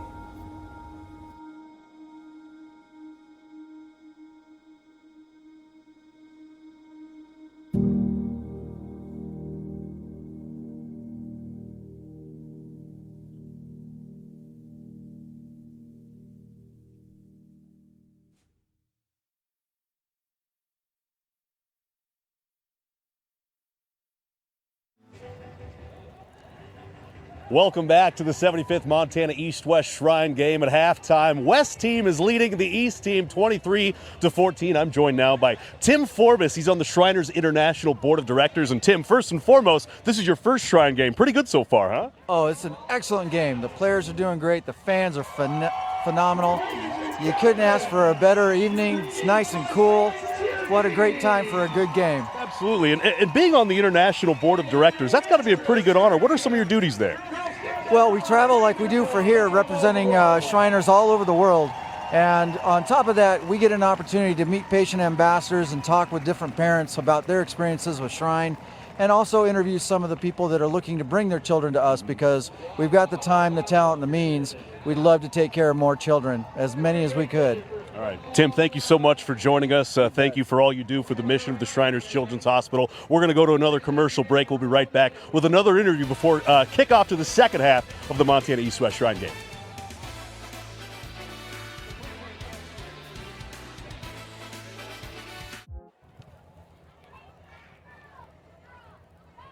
Welcome back to the Montana East-West Shrine game. Joined now by Peter Brewer. He's an administrator at the Shriners Children's Hospital in Spokane. Now, Peter, you're telling me this is your first game, but it's been very important to the mission of the Shriners Hospital. Tell me about what this game means to you guys and how important it is. Well, it is incredible. First of all, it's a real honor and privilege to be here, but the excitement, the enthusiasm, the tradition, it just doesn't get any better for us. But as far as the hospital goes, it's really about awareness. Again, it's what these folks do out here to kind of spread the word of what we do, but it's also, again, about the donations they raise. But it just doesn't get it about the best of the best are out here, so it's great to be here. Yeah. The 75th game, I mean, there's a pretty rich history here at the Shrine game. It really is, and again, it's the elite, the best all-star game, and it just doesn't get any better than that. Absolutely. All right, Peter, thank you so much for joining us.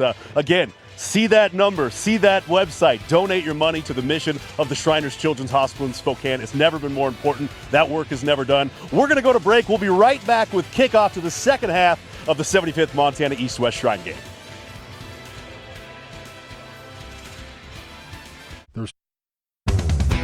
Welcome back to the 75th Montana East-West Shrine game from MTN Sports. And welcome back as we're a few moments away from second half action from the 75th annual Montana East-West Shrine game, as we're trying to collect all the donations we can throughout the rest of this broadcast in order to bring donations to children in need at the Shriners Children's Hospital in Spokane. No shortage of fun action that first half. The East scored twice, two big-time touchdowns, one from Tyler Nansel on a 70-yard score, another one from Taco Dowler on a 75-yard bomb. But the West had the last laugh to end the first half. Connor Sold on a blocked field goal for a touchdown.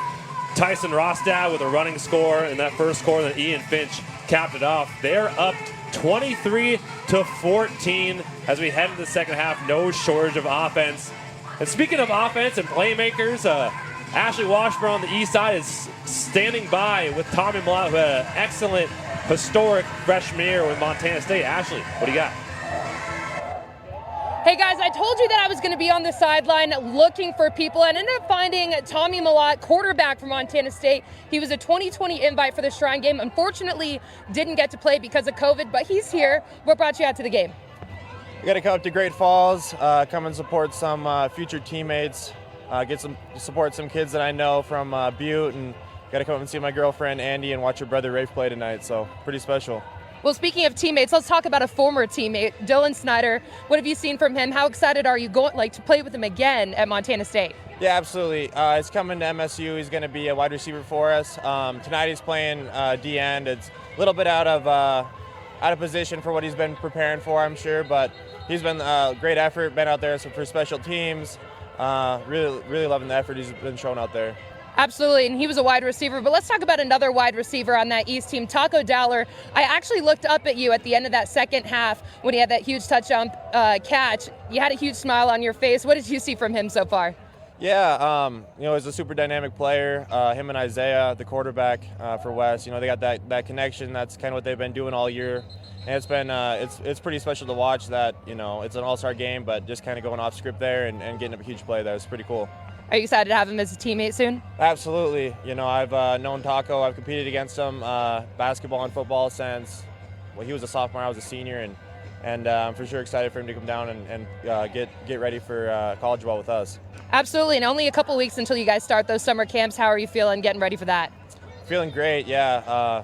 Everyone's working their butt off right now, and summer's been a grind so far, and we're really happy with how everything's been going. Awesome. Well, thank you so much for talking to us. We'll obviously talk to you again in a couple months when we get ready for fall camp. I'll send it back up to the booth for you guys, Dylan and Greg. Thanks, Ashley. Nice seeing Tommy Malott in the stands. Obviously a very bright future ahead of him as part of the Cats. Again, I'm Dylan Foreman, joined by Greg Upham here in the booth. Great action-packed first half. Greg, what were some key stats that stood out to you? First on the east side, the receiving numbers are kind of ridiculous and Madden-esque. Yeah, I think they're probably cleaned up Clinch's ability to just run around, for one. And then secondly, West is just going to keep doing what they're doing, and the East is going to have to adjust because that's the way it's going. So the East is going to start with possession, as that's going to be a touchback from Taco Dowler. East will get a chance to try to climb back into this one, down 9. They let one slip away to Ian Finch in the end zone, in the red zone, towards the end of the first half, but still within striking distance, as we saw from that first half. Yeah, I think if, the success that the East can take out of the first half is they did have the ability to run the ball and kind of got away from it. I don't know why, but their stretch play was working, giving them about 7 to 8 yards a carry, and so we'll see if they go back to it. So Clonch starting the second half, as he did most of the first, alongside him DeLeon. They're going to hand it to him to try to soften up the defense, but these stopped big time by Forrest Suero, the Helena grad. Big things ahead for him in college as he just eats up the middle of that defense. Yeah, you need to know where he's at, just like you have to know where Finch is at. But how about Suero? 2 pick sixes as a defensive lineman this last season. Also a state placer and shot put. Also plays a little baseball as well. It kind of does a little bit of everything. You would think a man that size wouldn't be able to move as well as he does. Well, you'd be wrong. 2nd and 10 for the East. Clonch back to pass. Looking for Schlepp, and Suero almost finds him again. Nearly taking out Suero. Looking for a tackle, and he gets it. As you just can't escape Forrest Suero for long, as all that running around the first half finally catches up to Clonch, as Suero says, I've had enough. I've been talking about him all day, and the word is that there hasn't been a defensive lineman like this in the state for over 10 years, and he's small in size, so the big sky didn't go on him, but Carroll's got him, I think, and you just can't block him. You just absolutely, if you don't know where he's at on the field, he's going to ruin your day, and he just ruined his day there. So it's going to be 3rd and about 25. Look at this. They move Suero from the nose guard back out to the outside. Now he's in a 3 technique, so you're going to have to block him one-on-one. Get out to the flat to DeLeon. Multiple West defenders there to take him down. It's going to be a gang assist there as it's going to be 4th down and bring out the punt unit as Forrest Suero had his imprint on that, as made some big plays on his fellow teammate next year in Clutch. He did. We're going to be buddies, but for now we're enemies. Right. Boy, what a great defensive series for West coming out. Wow. And the East started their first half offensive action in a very bad way with the safety, and now not starting off the second half in a great way too is Bridger Polk will miss punt, and that is going to have a net gain of maybe 8-9 yards. And that's the risk you take when you roll out a punter like that. Yeah, that rugby punt, you know, it works sometimes and sometimes it doesn't. And, man, what a tough start for the East in the second half. Does their defense have enough to hold on? As you see Cash Salisbury in the game now, inside linebacker, the Malta native and Malta grad. His sister was featured in the pregame show as one of the Shrine ambassadors for the East team. Again, all that great work the Shriners Hospital is due to you folks at home watching the broadcast. You can continue to help the Shriners Hospital in Spokane with the information at the bottom of the screen. As Caden Hewitt starting the second half, little toss on the outside as he is buried. Looks like a little toss to Zalewski. He has some nice plays in that first half, but only gains 1. Sure did. Down. Nice defense by the East, and they have stepped up in critical times to keep this game in check, and they're going to need to here. I mean, if they can force a field goal, that's a big win for the East defense. But they'll have to deal with Hewitt as they hand it off. And stop big. Big tackle. I believe that was Salisbury on the play, meeting him in the middle as they were handing it off. Brings up a 3rd down. And stopped cold in his tracks. Yeah, let's bring up 3rd and 9. So here's a big down. Now mind you, that Rohrbeck, the kicker for Glacier, that's well within his distance. But like you said, Dylan, if they can keep this at a field goal, that's a big win. 3rd and 8 after Pyatt got bottled up. Here's Hewitt dropping back. He's receiving pressure from the left edge, rolls out to the right, looking deep. He's got an open Zalewski and broken up by the safeties. That's Rafe Newbro. Beautiful coverage. That's an absolutely great play by Newbro to come in and break that up. He caught the ball. That's being a physical safety. What a great play. Newbro headed to Western next year as a receiver, but the things he did on the offensive and defensive side for the Rustlers of CMR cannot be understated. Started his career as a quarterback, moved him to receiver so that he could have more action at safety and not get as tired on the offensive end. And that CMR program up and coming for sure. But him and Devron Brewer, nice break up there as Rohrbeck. About a 35-yard attempt. And plenty of leg, plenty of distance, and the field goal is good. The future Grizz knocks it in. Key to the game, kicking. Yeah, West up 26-14 as they strike first here in the second half. 11:24 left. We'll be right back.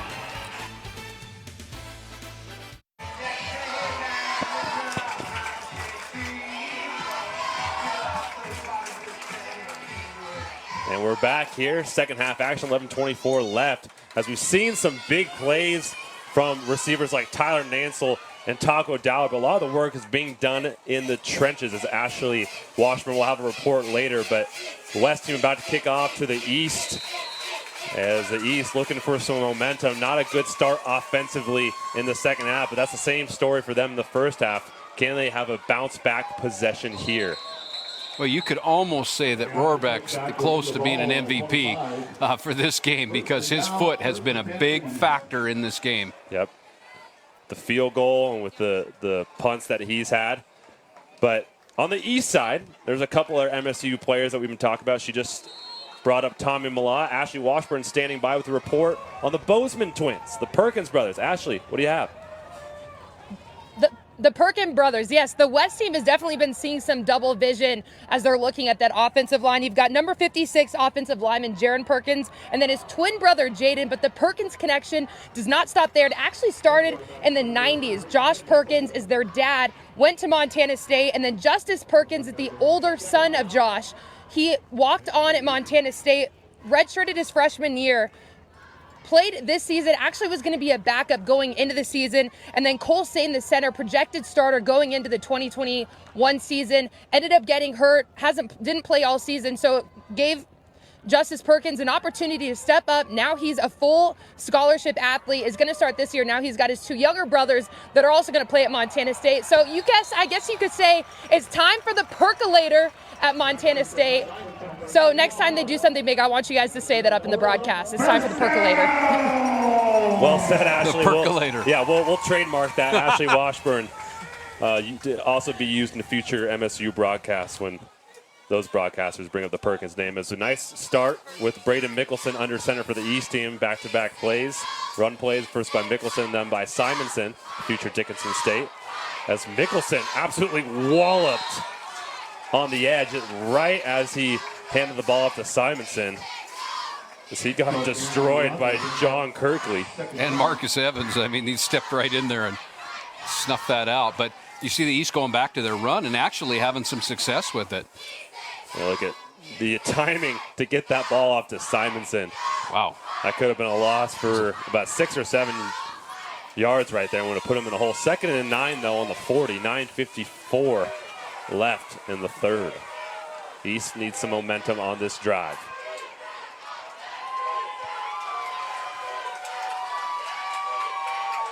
Play action, trying to find Schlepp. Then they find Dowler through his hands wide open. And you will not see that often from the reigning Gatorade Player of the Year. And that's what they wanted too. So that run game starts to set up the play action, and that's what Coach Sampson wanted out of that, and just Dowler dropped the ball. Oh boy. Look right. I mean, you play actually action roll out. Wide open. Thrown just a smidge behind him. Schlepp was open also. 5 yards in front, had a couple options, but now it's 3rd and 9, a big play coming for Mickelson and the gang. West showing pressure. Mickelson drops back, finds Dowler. Can he escape the wrap up? And he does. That second effort, he might have got the first down. He had to get to the 49. A little bit long of the 49. Well, he was rolled up by Braden Morris, but he rolled over the body of Morris that allowed his knee to stay off the ground, and he kept going, but it's going to be 4th and inches. I think I'm going for it here, Dylan. I think you got it. I'm going to go for it here. Well, they're calling for measurement. Yeah, you see this? He doesn't go down, right? He just sits, heads up. Nice heads-up play by Taco. A nice make-up play from the play before on the drop pass. Gives them a chance to either get this first down or give them a very short and manageable situation to pick up the first and continue their drive. But the East does need something here because that West team, I mean, even though it was only a kick, it was a really nice kick.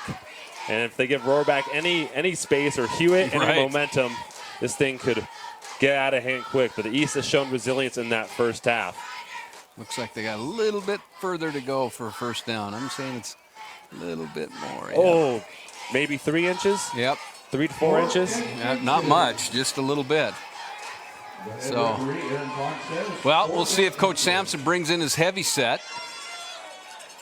Possibly Ryan Crea. They had Zach Newton in there, yep. Crea and Newton. Crea and Newton in the backfield. They've had trouble snapping the ball, right? So, and get off, and they've had, this is one of those times where you hold your breath and no fumbles, no anything, but. Oh, Bridger Polk, yeah. He's back there at the punting position. You think they're just going to sneak it? And they punted on 4th and inches. There he got it off. That's a nice punt there from Polk. Oh, he dropped the ball. The legs.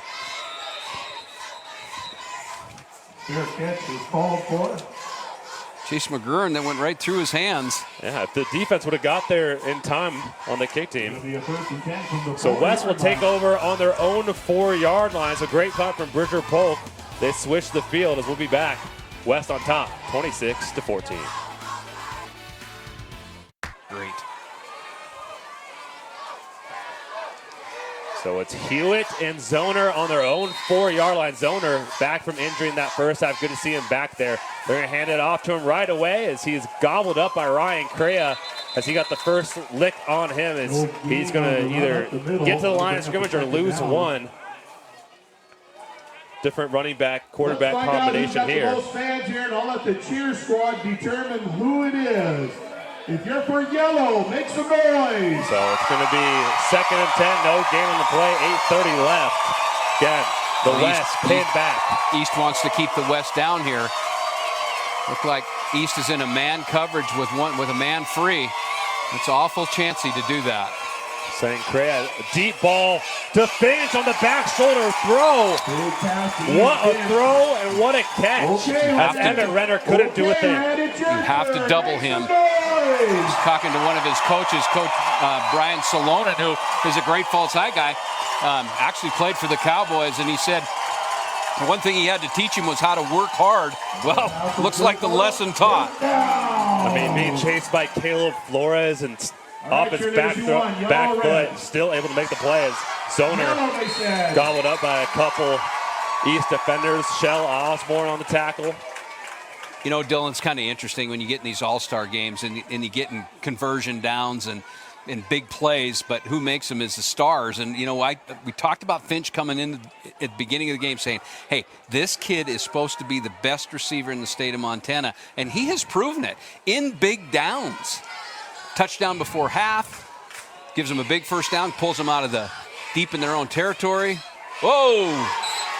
That ball dangerously thrown, incomplete. Spencer Leonard played the state title game against Freud Medicine Lake in the 6-man football, making a play. Played the 6-man all-star game last weekend. Made a nice tackle to play before. Spencer Leonard's getting in on the action for Power Dutton Brady. Showing out, but still 3rd and 8. And Hewitt made a nice conversion. Here's a big the down. Last play. Let me guess. Where's Finch, right? I want to know where he's at on the field. Instead, they get it in the flat. Oh, a couple side jukes. Beautifully done by Blake Shoup from Florence. Another really good outside weapon for Coach Carver. Class B champs got some dudes that can move, and Blake Shoup picks up a big first down for the West team.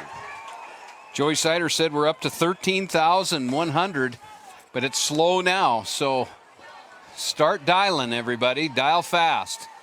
We don't like Joey to be lonely. First down up the middle to Zoner for a couple. I think that's Crea again, man. He's played a good game inside. I couldn't catch the number, but.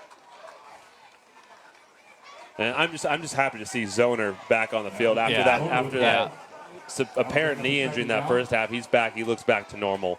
Great to see, especially in an all-star game. We want to send these guys to college nice and healthy. Yep, absolutely. So 2nd and 8, 6:40 left in the 3rd. Hewitt rolling out to the right, chase down, dodge a couple tackles. It's going to be Caleb Flores, Fairfield. Really good all-state Class B basketball player as well, showing his versatility on the edge. Hewitt's mom and dad are from Anaconda. You notice how he said Anaconda, not Anaconda. It's Anaconda. Very distinctive detail there. Very distinctive. That's 3rd and 6, another 3rd down situation as the West have another trick up their sleeve. East needs to get off the field, right? It's 3rd down. So started on the 2-yard line, I think, 2 or 3-yard line. This drive started. Blake Shoup got the last 3rd down conversion. Hewitt looking down, forced out of the pocket. Great contain. And Caleb Romero, they call him the Joker because of what he does to his victims. He's got the Joker gloves on as well. Look at him strut his stuff to the east sideline. As a big wrap up there in the backfield. Romero, number 99. Pretty much handles it from the inside. He comes loose, and then it has the ability to run Hewitt down. Look at the power. Just flipped Hewitt like he was a little tiny guy, and he's not a little tiny guy. Got to mention Ryan McGinnis on the contain there to force Hewitt back inside to the big Romero. As there's the punt from Rohrback. Oh. And Rafe Newbro is going to fair catch at the 24, 23-yard line. as we're going to step away. So maybe a little life after a nice defensive stand from the East team. Still points to make up. They're down 14-26 with 5:07 left in the third.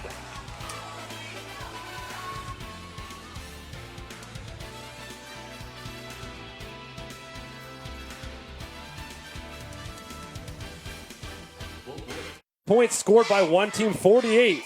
Happened twice, once by the East team in 1991 and once by the East team in 2004. Well, the West team's got some high-powered offense. They may not reach 48, but they could get close.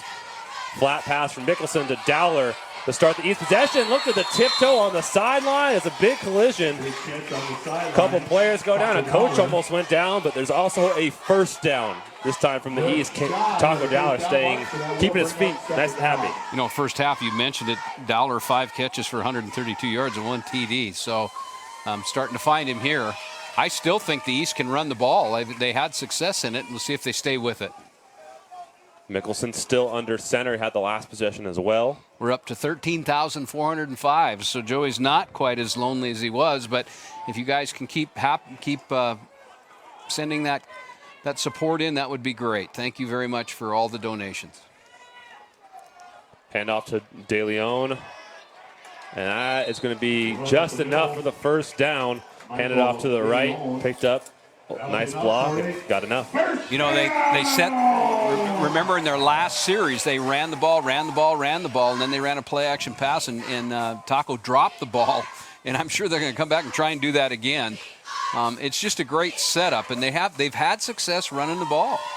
They can't let West get too far out in front of them because they can't catch up running the ball, but they can keep themselves in the game with it. Another handoff, this time to the left. De Leon looking for space, and he's taken down by 2 West players. Leave nice plays from a handful of the West. Kind of seen both defenses start to settle in, haven't we, Dylan? And that's the way it goes. That first half, it's a Wild West, and then coaches do some good job of making adjustments, and the players learn to adjust to each other, and it's a little more conservative of a game. Chase Williams on the stop there. Nice play from Williams. Big pass and picked off. Going the other way, looking for Ryland Schlepp. As that one was taken away by Luke Mackey, the future Air Force grad from Florence, valedictorian, student council president, does a little bit of everything. Yeah, and intercepts balls too, so how about that? And Mackey was one of those names I thought would be called a lot earlier, but the biggest defensive play of the game steps right in front. Mickelson looking down Schlepp. He just didn't see him. Just absolutely didn't see him. And I was just thinking that there hadn't been any turnovers in the game yet. You know, they're just, other than the blocked field goal that Sullivan took to the house. I'm sure they were cheering up in the Flathead. Luke Mackey, pretty much a picture-perfect student athlete at the high school level in Class B, state title, undefeated, all that stuff. Going to serve in our armed forces for Air Force next year. Now Tyson Rostad and company takes over. So he's looking for space, beats Rothwell to the edge to pick up a few extra yards on the ground. He's going to have about 4 or 5. He'd be a little spooky to blitz. He's got great feet. Second down. So Rostad and Payet in the backfield as East desperately needs a stop here to stop this one from getting out of hand. Handoff. QB keep from Rostad. He picks up the first and dives for an couple extra. East being a lot more active on defense, too, because they know how critical this drive is. And they've done a good job of holding them out. We're down to the end of the third quarter, 3:32 left. Rostad so good with that option to either hand it off and read the defense or keep it himself. And new set of downs on the 23. Hands it off to Pyatt up the middle. Another big gain. As that interior offensive line doing really good up front from the run game. You know, the West going back to that first touchdown they scored, Dylan, just the exact same way in the first quarter. Just smash mouth football, run right at you. Penalty flag on the field. And see that flag one of the things Carver understands well is rhythm, and the hardest thing on defenses is once those offenses get in a rhythm, the illegal procedure. But once they get in the rhythm, Carver doesn't like to disrupt it. I like the way that he calls the game, and it's hard on defenses once that offense gets that rhythm, and he's got that rhythm in his offense right now.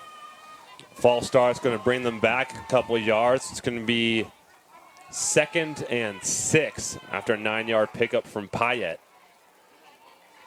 4 out wide. They've been in this shotgun formation for most of the game. Hands it back over to Payet, who just continuing to work. Goes through 1, 2, 3 defenders. You might be seeing a little fatigue start in the game. He broke 3 tackles in that inside zone, but he's powerful too. It's fun, just interesting. I mean, Carver's comfortable when he's got his quarterback and his running back. He knows what he wants to do. We just watch this. He just inside zone. Finds a little seam, broken tackle, broken tackle, broken tackle, tackle. Future Carroll-bound star in the making, Payet. Big part of what Hamilton did this last year in Class A. And a big run there, 5 yards to pay dirt. Rostak keeps it on the keep, and he's in. 32-14. Rostak picks up his 2nd running score of the game as he punches it in and extends the lead. What a drive. The ground and pound from Coach Carver pays off as they go up 18 with 2:07 left in the 3rd. Yeah, that's a big drive right there. It just simple football, just run right at you. No flash, no frills on that possession as Rohrbach kicks it through 33-14.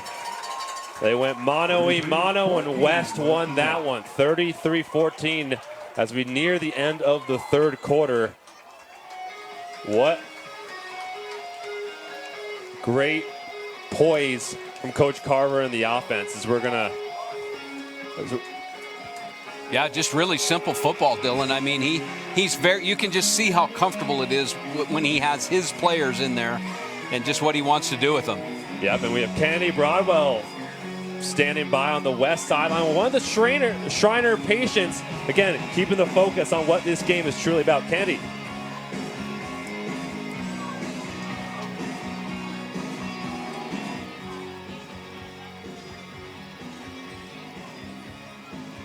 Yeah, okay, so I heard that there is a special meaning behind this number 16. Can you tell me what it is? I was best friends. So in 2016, I became friends with this one guy named Nick Winfield, and he had the same number.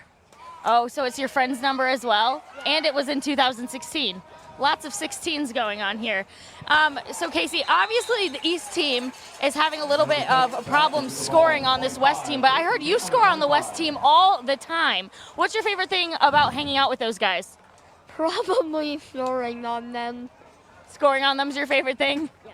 All right, Casey, well, thank you so much. Back up to you guys in the booth. I'm not gonna lie, I'd be pretty excited too if I could score on this West team. They have played some pretty, aside from 2 plays, they have played phenomenal defense. This one, thank you, Kennedy, for that update. It's always cool to see what our donations are directly going towards, and what an adorable little kid down there. That was awesome. As now Claunch back in the game as he hands it off to Perez for the East team, down 19 points with 2 minutes left in the 3rd. Greg, a lot of work to be done between the next 17 minutes of football. There is a lot of work to be done, but the East is still in the game. I mean, they can go down. They can run the ball down the field. I know the West probably be a little more patient with it, but they still have the weapons on the field to do it. So interesting to see. East needs to score here. Quick correction, it was Trey Johannes of Columbus who's now in the backfield of Claunch, not Miguel Perez, as he picked up one on that last one. Claunch stepping back, looking deep to Schlepp. You know, the fact that is almost a completion is insane because of that length and athleticism. Almost jumped up to the double team, but just a little bit too much English on it. Yep, just a little too high. As you got to wonder, will Claunch start to kind of force things knowing he's down 19? I mean, there needs to be a little bit of urgency, but I wonder how this is going to play out the next quarter or so. Well, you know, you can be more patient because they're 15-minute quarters, and that's a lot longer than they're used to playing, and so there's no reason to be impatient. You got 1:21 left in the third. You got 15 minutes left in the fourth. There's a lot of time left in this game. 3rd and 10, big play coming, looking for space, gets outside the pocket, pump fake, deep ball to Dowler. He's open, he gets past, and he stays in bounds. What a play. And we should stop acting surprised. That's how they've gotten their big plays as he beats Bodie Smith. And I'm sure the defensive coordinator for the West is frustrated because you're gonna have to spy Claunch now. Dowler's just too dangerous, and you can't cover him forever. So he finds that separation against Whitefish's Bodie Smith. And again, I mean, you can't blame Smith. There's only so long you can guard that man. There is, yeah, and you're break and contain, and you know the West staying in the three-man front, and so 1st and 10, big 3rd down conversion for Claunch and the offensive line, giving him that time as he keeps on the fake handoff and actually gets through a little bit of contact to pick up a couple extra yards as he took on the initial hit from Chase Williams, which is not an easy thing to do. Chase Williams, a beast defensively, also going to MIT, so one of the smartest people on the field, if not the smartest. Yeah, very much. Yeah, he's just well-executed inside run play. I felt like the East could run the ball, and they've proven that they can, and some broken plays have kept them in the game. They get a touchdown here. It's all game, all new game. 5 seconds left in the third. They're going to get the snap off, though, as rolling out to the left. Claunch looking for space, a stiff arm, and he's going to take a hit from Williams as that is going to end the third quarter. As score 33-14. Like you said, plenty of time left with the 15-minute quarters. We'll see how this one plays out. We'll see how the East finishes their drive when we come back.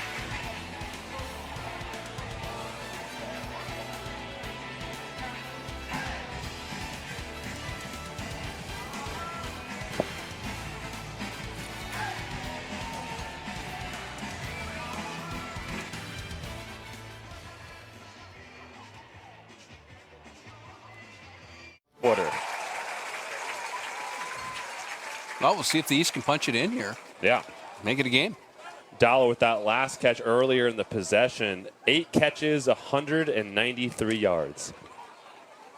And we thought we weren't calling his name enough when the game first started. Oh, he made up for it very quickly. Yeah. It's kind of like Claunch is saying, go deep and I'll find you in about 6 to 7 seconds. Yeah. I mean, I think there's some love that needs to go around to this offensive line for the East. Cutbanks, Dane Barbie, the Perkins brothers, Max Eaton, Zach Malcolm, Brock Hanford, who's done a really good job the little bit of time he's got in the Fort Bend 8-man star. They ran power offense. They had 5-man on the offensive line at all times at 8-man. So he's used to kind of this ground and pound way of playing. But this offensive line really has kept East at least within striking distance, giving Claunch and Mickelson enough time to throw. But it's crunch time now as we are about to start the fourth quarter. It's 2nd and 10, ball on the 11. As we have both Perez and Johannes in the backfield to start this fourth quarter. Strap in your seatbelts. Dowler in motion, and they mistimed the motion as Dowler was running across. Oh, boy. That ball got snapped at the worst possible time. Hit Dowler right in the shoulder pad. Fumble recovered by the West, and that might be the backbreaker. Yeah, and I don't know. Was Dowler looking for it? Could this have been a snap to Dowler? Maybe it's a fake. It looked like he tried to oversell it like it was going to be a fake, but it came right on time. I can't tell if that was designed to go to him, or he was a decoy, or it was just bad timing. Yeah, if we can take another look at that. No, Claunch was looking for the ball, so I think it was just bad timing. Boy, they have had some troubles with execution. You see Claunch when they're going to run it again here. You see Claunch, he looks for the ball. He was going to get it. So in that situation, are they using him as a decoy in that to get No, the defense to shift? I don't think so. I think he was just coming in motion. 10 yards from the spot of the foul. Stays first down. So we got a holding penalty on the West. And that was John Kirkley with the recovery of the fumble as well. We didn't say that initially. We're trying to figure out what just happened on that play, but the first play from the scrimmage from the West as they take over in their own territory is a penalty. So they'll be marched back after a nice gain. Well, that's a big mistake. That's especially on that big a drive going in to score, too. Wow. Now the West will probably start sitting on the ball here. And that's kind of what they've already been doing. Their last possession with Rostad getting a second rushing touchdown was just a grinded out kind of drive. Now Caden Hewitt taking over with Tim Zoner. Let's see how they decide to play this in their own territory. Step back to pass. Hewitt in the pocket, steps up. Nearly sacked. And he finds his buddy, number 34. Excuse me, that was Batzler. You know, what we're seeing is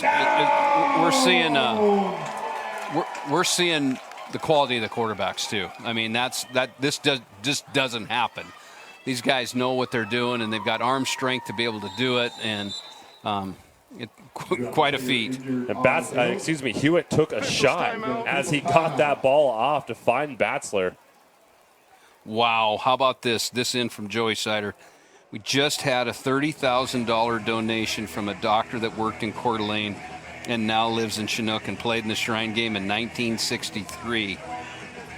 Wow. How about that? Wow. Just generous donation. We love that, but we've got an injury on the field, so we're going to step away, but great news from you, Greg. Appreciate that. We'll be right back.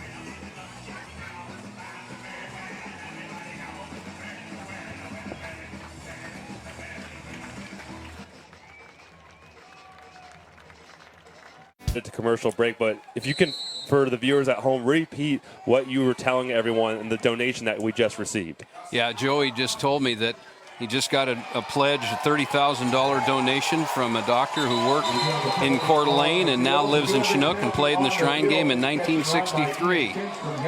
He is sending his support for these students and for the athletes and for all the children that are served with that. We can't say thank you enough. That's absolutely outstanding. I think it brings our total to $43,405. And after the break, we had a nice flat pass that turned out to be a first down, but called back on a hold right there. You can see it was from number 5, Tyler. We see the live arm with Hewitt, too. That is a gun. He just flipped that ball and zing, it's gone. I think that was Rostad on the hold. They put him at receiver.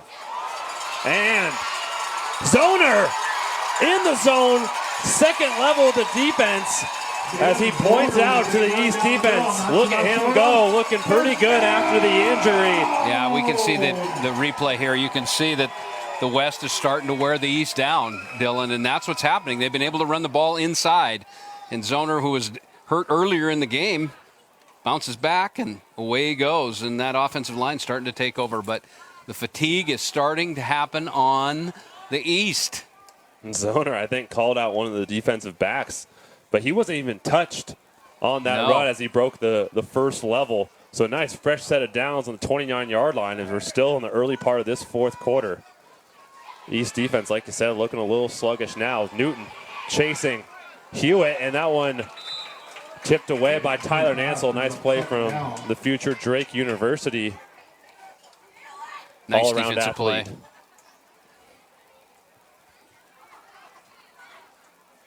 But this West team just has been consistent. They've shown they can kind of do it in a lot of different ways. Yeah, they have, you know, and when you look at the East, a lot of self-inflicted wounds, really. Just mistakes on get-off, mistakes,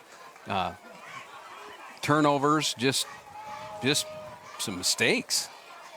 4 wide here for Hewitt to Zalewski. And he breaks down Nansel, gets to the outside, and it's going to be close to a first down. Nice play, breaking down the defense one-on-one. Caden Zalewski. I mean, we've said his name plenty, but he's a gamer. It can't be understated what he's done in the open field. He has. He's elusive too, right? Look at him here. He's a gamer. I mean, he just kind of gets it done. So 3rd and 1 short, and it's handed to Zoner, who easily picks up the first down. Gets 5. Zalewski, though, Montana commit. First team all-conference defensive back. First team all-conference kicker. I mean, kind of does a little bit of everything, doesn't he? Yeah, he does. Those Montana boys. Yeah, you kind of got to do that. Yep. Fresh set of downs, 12:22 left in the fourth. Hewitt and company are just marching their way down with positive play after positive play. Kind of doing whatever they want to do, aren't they? There's snap. Bringing extra. Pyatt tries to break it to the outside, and there was that box was just stacked, Greg. There were a few more guys in the lane that time, Dylan. They're not going to get away with it, but so one of the few negative plays we've seen in a while, aside from penalties. 2nd and 12, but again, they're holding on to a 33-14 lead. They're not going to really try to do anything too crazy right about now, just trying to accrue yardage and tire out this defense. As Hewitt rolling out, looking for space, shakes the defender, another one, but finally taken down by Cotton from Bozeman. Jackson Cotton was the 3rd and the lucky contender to bring down Caden Hewitt after a couple missed tackles in the backfield. So 3rd and 12 now. You know, the East really has bristled up in the red zone. I mean, several times. They've just kept coming and coming and coming. I mean, they just won't quit.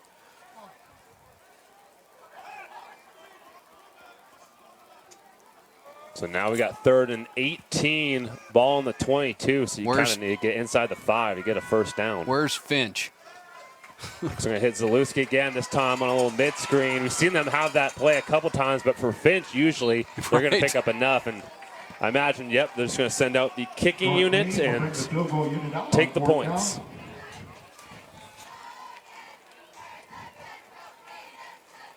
When they have, and then you know what's crazy? They have an all-state receiver in Blake Shoup, and they really haven't even needed to use him that much. Yeah. Zalewski and Finch really have taken up the bulk of the outside load.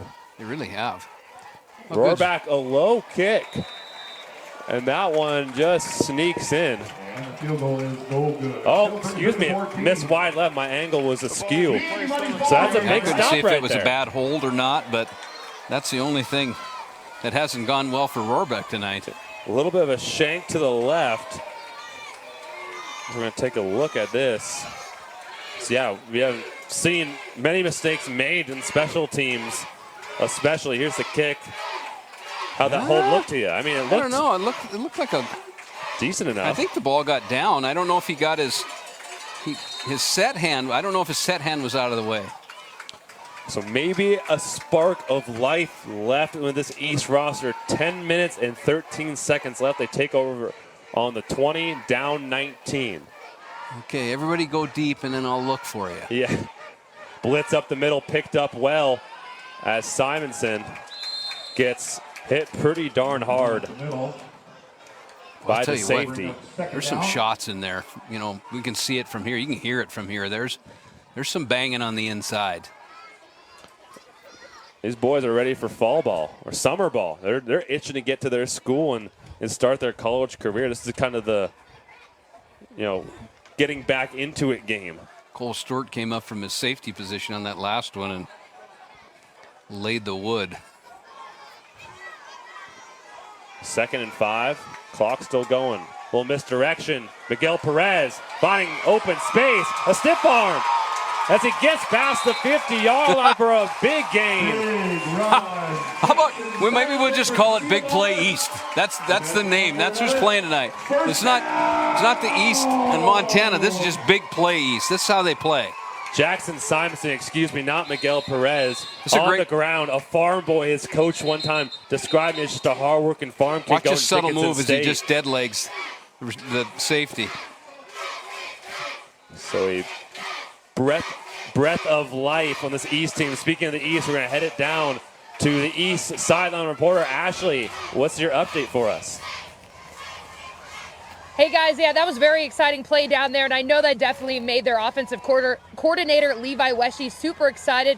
But on top of that, he's also very excited because he's getting the chance to coach two of his former players, quarterback Braden Mickelson and tight end Rylan Schlepp. They started their high school careers at Bozeman High School. Now they're at Gallatin, but so they started their career with Levi Wesche, and they're about to end their high school career with Levi Wesche, so there's a lot of excitement behind there. But speaking of Bozeman, I also just want to say really quick, my cameraman in this end zone, Jerry Robertson, it's his 40th birthday today, and he said all he wants for his birthday today is for you guys to donate to the Shriners Hospital. So make sure you guys are donating. It would make Jerry very happy for his birthday. We want to keep Jerry happy, so he keeps filming. If he's unhappy, he may just quit filming and you might not be able to see the game. There you go. So donate, please, for Jerry. It's a milestone for him. Come on, guys. He might be 50. He might be lying. Yeah. Dylan, I don't know. You're 45, right? Right, Greg? 40? Yeah, right. Yeah. No, I was 38, I think. Yeah, there you go. Whoa! Kalanch escaping pressure. Guess who was there again? Old 91. Forrest Suero getting the party going on that sack. It is not going to get credited with it. If I was coaching against Suero, I'd call early in the morning and ask his mom, where is he? Because you need to know where he's at all the time. Drops back. Watch him come. I mean, just speed, right? He's like a little mini Aaron Donaldson. I mean, he is just a wrecker. Kirkley is going to get credited with the sack, but I'm sure he dapped up his buddy Suero. He's like, hey, thanks for the assist. Appreciate that. 3rd and 13, just under 8 left in the third. After that big play from Jackson Simonson, couple nice defensive stops from the West. You know, it's funny, the Stars came out tonight, didn't they? Mm-hmm. They really did. I mean, you know, you got Finch, who's broke some big plays, and you got some quarterback play, and you got Dowler, and you got Suero. I mean, these guys have all lived up to their billing. So the E is going to take a timeout, try to figure out what to do on this 3rd down play. 7:41 left in this one. Don't go away.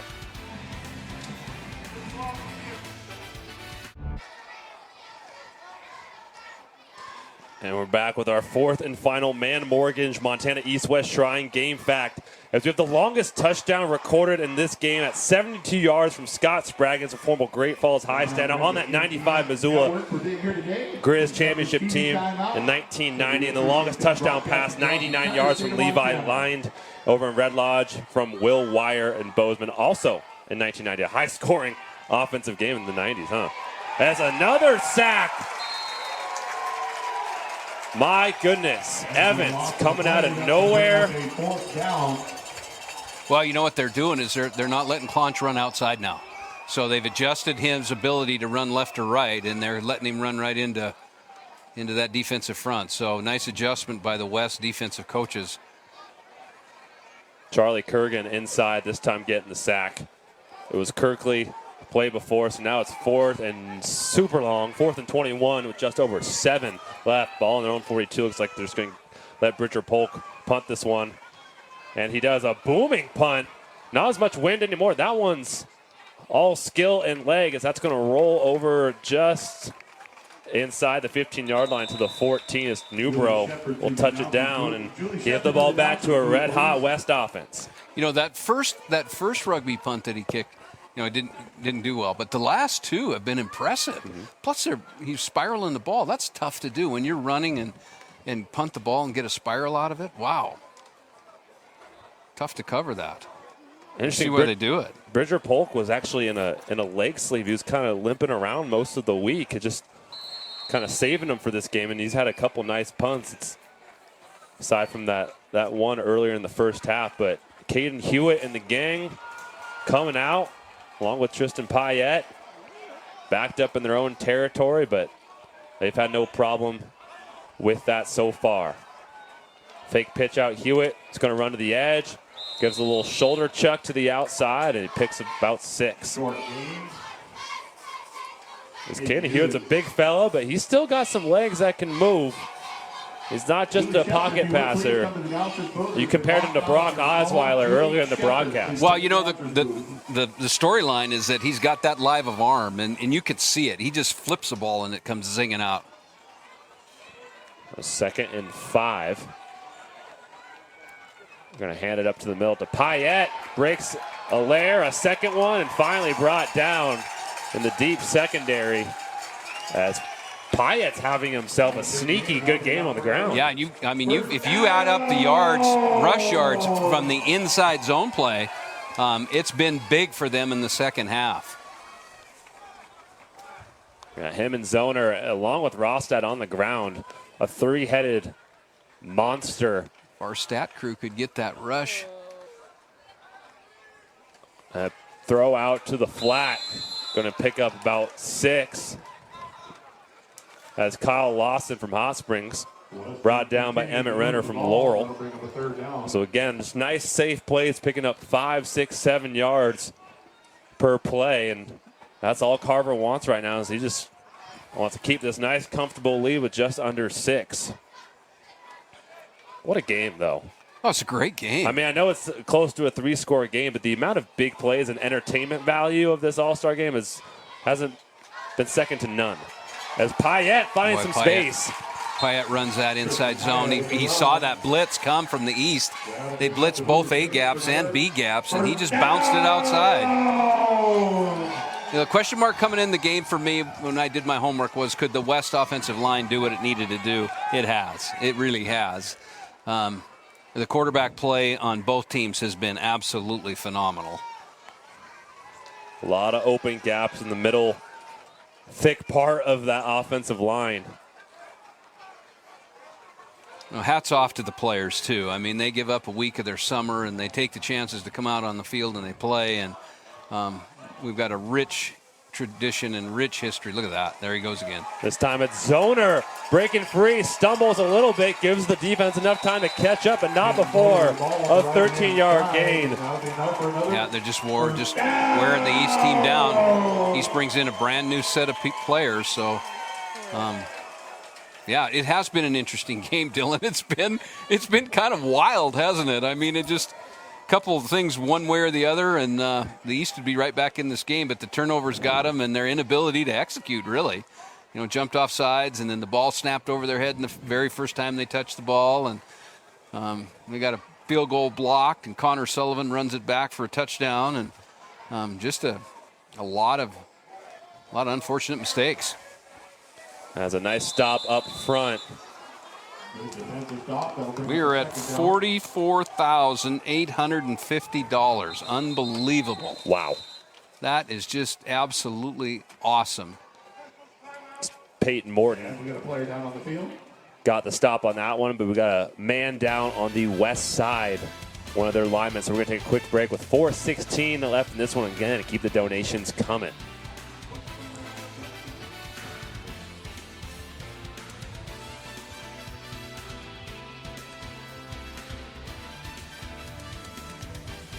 He was able to walk off the field under his own power, which is always good to see, especially with linemen getting caught up in the trenches. So good to see that he was able to limp off the field by himself. It's 2nd and 10, and that's going to be offside. They're going to, on the right side of that line, looked like it might have been Zach Newton. You can tell why football is such a popular sport to watch. There's just so much action on it. And you know, and the game is changing all the time. And I really compliment the coaches, and they work hard to make sure that they stay current. But, you know, they feature the athleticism that the athletes give them. And you saw it tonight with Clonch's ability to push the ball down the field and Dowler's ability to just shake loose, and inside zone runs by the West team. And just some really good football tonight. Hewitt dropping back as a guy open in the flat. No one was really near him, able to pick up an easy 4 to 5 yards. It's going to be close to a first down. Give another look at why this kid's going to the Grizz as a quarterback. Just we can get another look at him. Look how easy it is for him to throw. Going to his right, obviously, but you just don't see that very often. Watch it. Watch how quick that ball went. Can't cover it. How about you guys here on the west side? Kyle Lawson's going to be a couple of yards short of that first down. We can hear the crowd, the west side, obviously a little more jazzed up right now than the east with their team up 33-14. I would be too.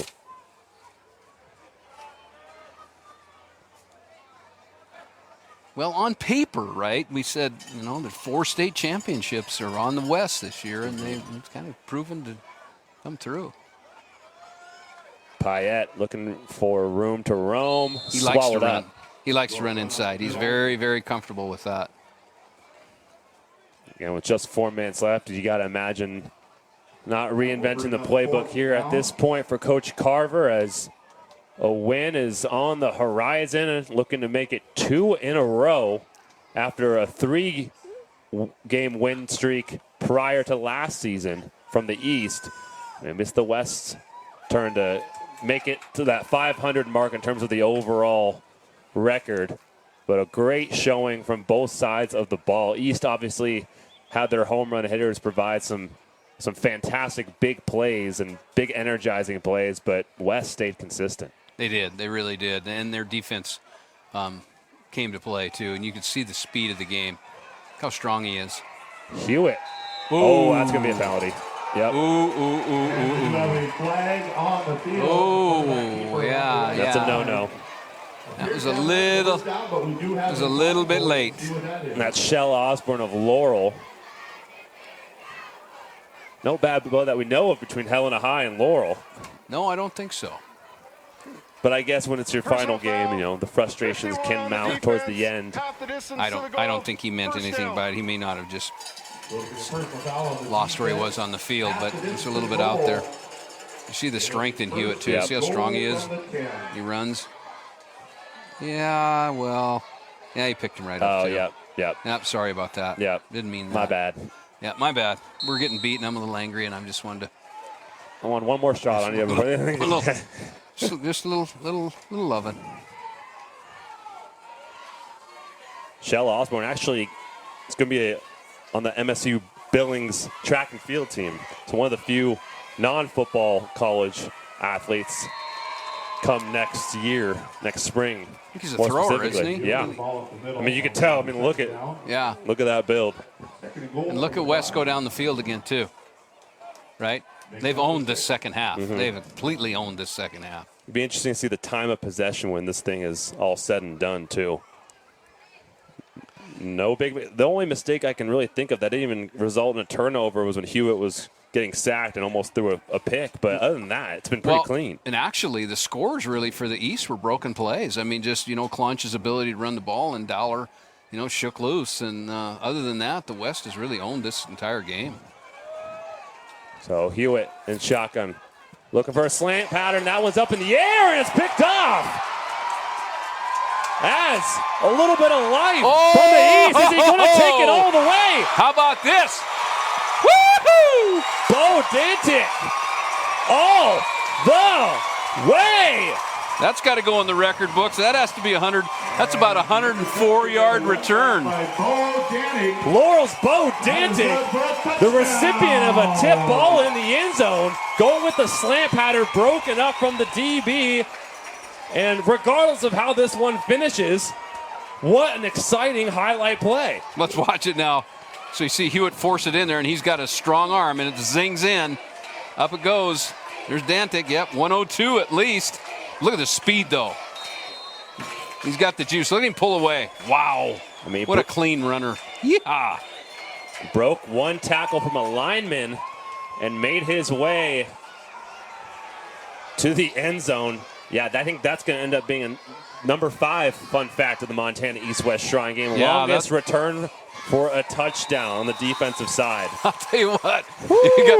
There's been some big plays in this, right? Wow. That was a great play. Bo Dantic of the Laurel Locomotives made the state title You game. earned your water there, buddy. What a highlight. How fast is he? Watch that. Again, I mean, when you just look at the scoreboard, it comes down to 3 huge plays for this East team that have allowed them to get on the scoreboard. No shortage of electric activity in the Electric City, regardless of a win or a loss. How, I was talking to a couple of coaches before the game started, and they said there's probably more speed on the field tonight than in normal. I think I don't know how many they said. There's 5 or 6 or 7 or 11 that are all at 11-1, 11-2, 11-3 sprinters. in Class AA and A and B. And you can see the speed on the field. I mean, you can see it, right? It's probably one of the fastest games I've watched. And the defense for the West is really, really fast. I mean, they're dynamite. But, man, that's the great thing about this game. I mean, when there's just speed everywhere. Mm-hmm. Dante, the recipient of that interception and touchdown return, all-state running back. Actually, he's only all-conference linebacker. All-state. We'll go ahead to Montana next year as a preferred walk-on, but they might give him a scholarship after that. Onside kick. That one bounces around, but into the arms of the West is a... Well, you know what? I bet he's a track. I didn't get it. He has to be a track kid, too, and his track coach is probably staying at home saying, well, why don't you mention this? He's a runner. I mean, you could see how clean he ran, and he just ran away from everybody. So a little bit of fireworks. The result might still end up being the same with only 2:08 left, and with West with the ball. He's still with 2 timeouts, though. So how about this, Dylan? We are up to $45,325. And the Dennis and Phyllis Washington Foundation is matching up to $10,000 at this time. My goodness. Oh, my gosh. It's incredible just because of that and just where we are as a society right now. I mean, gosh, things are tough. Uh-oh. Here's Rostad, the Hamilton product. But, I mean, those numbers are incredible. Yes, they are. I don't know if we're reaching a record high or we've shattered it or we're getting close, but regardless, the night has been a success. Wow. Here's the replay from Rostad finding a seam, and look how fast he is. I mean, they're just you might not even be able to talk to him down on the field. They're probably too fast. Yeah. The clock keeps ticking down. 1:40. 1:40. Let's see now. This is one of those ones where you can kind of kneel it out, but I don't think they're gonna. No. Oh, victory formation? Nah, I don't think so. I'm out of here. The zoner is just going to kind of lightly shuffle into a tackle as the clock keeps running down. You know, the East has 2 timeouts, so why wouldn't you use it? You got to wonder if they're just happy ending on that pick 6 as the final. No, that's celebration, but you're still losing. There's nothing fun about that. And you got to wonder if Sampson and Evans are both looking at the clock saying, wow, yeah. the end of an era. Yeah, 2 legends in the game. 2 legends in the game. Yep. Mark's coached a long time. He's had a lot of success. So 2nd and 9. Rostad's going to keep it on the QB, and he is sprinting the pay dirt. A little insult to injury. Rostad says, hey, Bo, remember when I beat you in the state title game? Yeah, this is why. Look at Rostad running it in himself. 3rd rushing touchdown of the game. The Hamilton product, future Grizz, showing why he's as good as he is. I mean, look at this. Again, speed, right? Speed kills. Look at that. Wow. He's got some juice. Wow. Fun game. 39-21. Looks like they're not going to eclipse that record-setting offensive performance at 48 points in a Shrine game, but here's Rohrbeck. They got about 1 score to tying it with just around 30.1 seconds left here at Memorial Stadium. And what a beautiful night it turned out to be. I know they were talking about thunderstorms possibly rolling in. The wind was howling earlier, made the pregame show kind of difficult. Boy, but here we are now. Look at this. Our camera guys have been absolutely outstanding. I mean, it's been, and there's 2 of them standing right next to me, and they're just, I want to do a shout out to our technical team and our technical crew. Very, very, very well done. I'm getting a lot of texts from people around the state of Montana just saying how much they've enjoyed the game and the job that's being done. So thank you, camera crew. You guys have been outstanding, and our production crew, awesome work. Yep, there they are. There are people behind those big cameras. Yeah, they have hands and stuff. Yeah, all right. Show them a little love. There we go. All right. Big shout out to our director, Greg Heinzman, and producer, James Raftery, who have had their hands full this week with the flood coverage at Red Lodge, and obviously our prayers and blessings and good positive thoughts to those communities devastated by the flood coverage. But James Rafferty and Greg Heitzman putting this show together and doing what they've done on the technical side, behind the scenes side, has been nothing short of incredible as well. The whole team, thank you. It's been a beautiful night of football, and the money we've raised has been incredible. It has. Just a wonderful, wonderful night. Montana football. Who loves it? Montana does. Rohrbach set to kick off with just 30 seconds left in this one. I'm sure a couple fun plays coming from Coach Sampson in the offense to cap what has been a beautiful night, a beautiful season of football, and a beautiful career at the helm of Great Falls High, Helena Capital, MSU Northern, and many more for and Coach Carroll. Sampson. He was at Carroll for a long time, too. Yep. Jeff Hartwick, we request you please answer your telephone. Jeff Hartwick. Let's see if Mr. Sider can give us the most updated here. Still got a little time, folks, in case you want to dial in, text in, or visit the Montana Shrine website at the bottom of your screen. Plenty Joey of time. Sider, if you're looking for a ride, driver's ed, he's right there. He'll give it to you. You know, I don't even know if his mom knew that he borrowed the car to take his friends to driver's ed. I bet they didn't. Nicholson going to hand it up to De Leon. Nice block right there from Clinton. Excuse me, from Taco Dowler on the edge. So we got 20 seconds left, and Short game will bring up second down. that is about all she wrote as Marcus Evans waves to the east offense goodbye and good night as this one clocks, strikes. Remember, the zero. last update was $45,325, and the Dennis and Phyllis Washington Foundation is matching up to $10,000. So the West finish off the East team 40-21 on a exhibition of patient football and limited mistakes. It's Carver is going to get the ice bath from one of the linemen, the young buck, the Hamilton state champion head coach. Him and his squad pull off a beautifully executed win here at Great Falls High. Remember old school, young school, and he said, "I'm not gonna hit my kids up this week. We're not gonna do the contact. We're gonna do what we need to do." And you know, at the end of it, hey, they were the fresher team. So I don't know, Dylan, you decide. A lot of players to look at in this one. Rostad might be one of them that kind of jumps off the page. 3 running scores from the QB position in this one.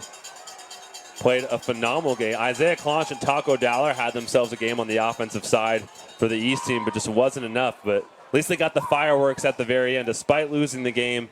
The Bo Dantic pick 6 lessens the blow maybe a little, but nonetheless, both these teams are sending players to the NAIA level all across the Frontier Conference, Dickinson State into North Dakota, Montana Grizzlies, Montana State. Plenty of places and plenty of careers that are going to be continued after tonight. It's just a nice celebration of Montana football at its finest at all classes, not just the AA, but A, B, 8-man, and 6-man. It's yeah, football in Montana, it's big. Let me tell you about it. So Joey Sider, our man in the booth, $46,250 plus the $10,000 that the Washington Dennis and Phyllis Washington Center did, $56,250. How about that? So with that, 40-21, we're going to take a quick break. We'll be right back here for some more post-game analysis with Greg Upham. Don't go away. On the West offense, Tyson Rostad, and defense, Forrest Suero. And your Roger Silverdale game MVP from the West, Tyson Rostad.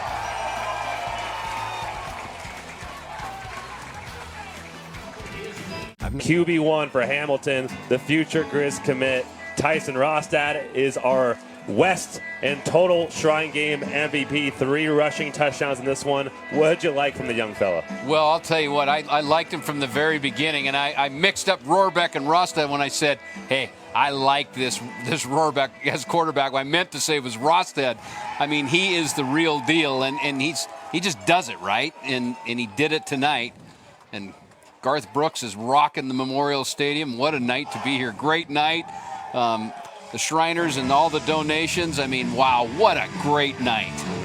And Greg, how much money did we raise again? Around $46,000 to go along with a $10,000 donation matched.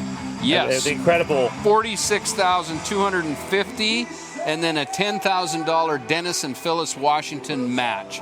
$56,250. How about that? That's awesome. Again, Tyson Rostad is your West and total Shrine Game MVP. 6 of 9 from the air, 53 yards. But the main stat line is 11 rushes for 84 yards, 3 touchdowns, as Kennedy Broadwell is standing by with the MVP. All right, Tyson, first win with your Grizz brother, Caden Hewitt. Absolutely no shortage of scoring for you guys tonight. What do you attribute that to? I mean, these kids showed up Sunday. We really got to know each other, and I think that was the biggest thing is we had really good team chemistry. Every single kid knew every other kid on the team. We had fun. We bonded outside of practice, and I think that was the biggest part to what we did tonight. Absolutely, and congratulations on that win. Speaking of winning, this was your last win under Coach Carver after a perfect 11-0 season and a state championship. So how are you feeling about that? It's really special to me. Me and Coach Carver are really, really close. And to go out here and do this, it just means a lot to go undefeated my senior year. I'll be able to look back on this a lot, and so will he. And I hope to be back in Hamilton and help out and stuff. So it's really fun for me. Awesome. And last question, is there a message that you want to send to those who donated tonight? Thank you guys all. There's a lot of kids out there that don't really get the chance to play football, and that was what this was all about tonight. And all I'm saying is thank you for all the sponsors, everyone that donated money, because there was a bigger part to this game tonight rather than us just coming out here and playing football. This game goes to all those kids out there for the Shrine Hospital, and I just want to say thank you to everyone. Awesome, and congrats again on that win. Back to you guys up in the booth. As we'll be right back after a short commercial break to wrap this one up here at the 75th Annual Montana East-West Shrine Game.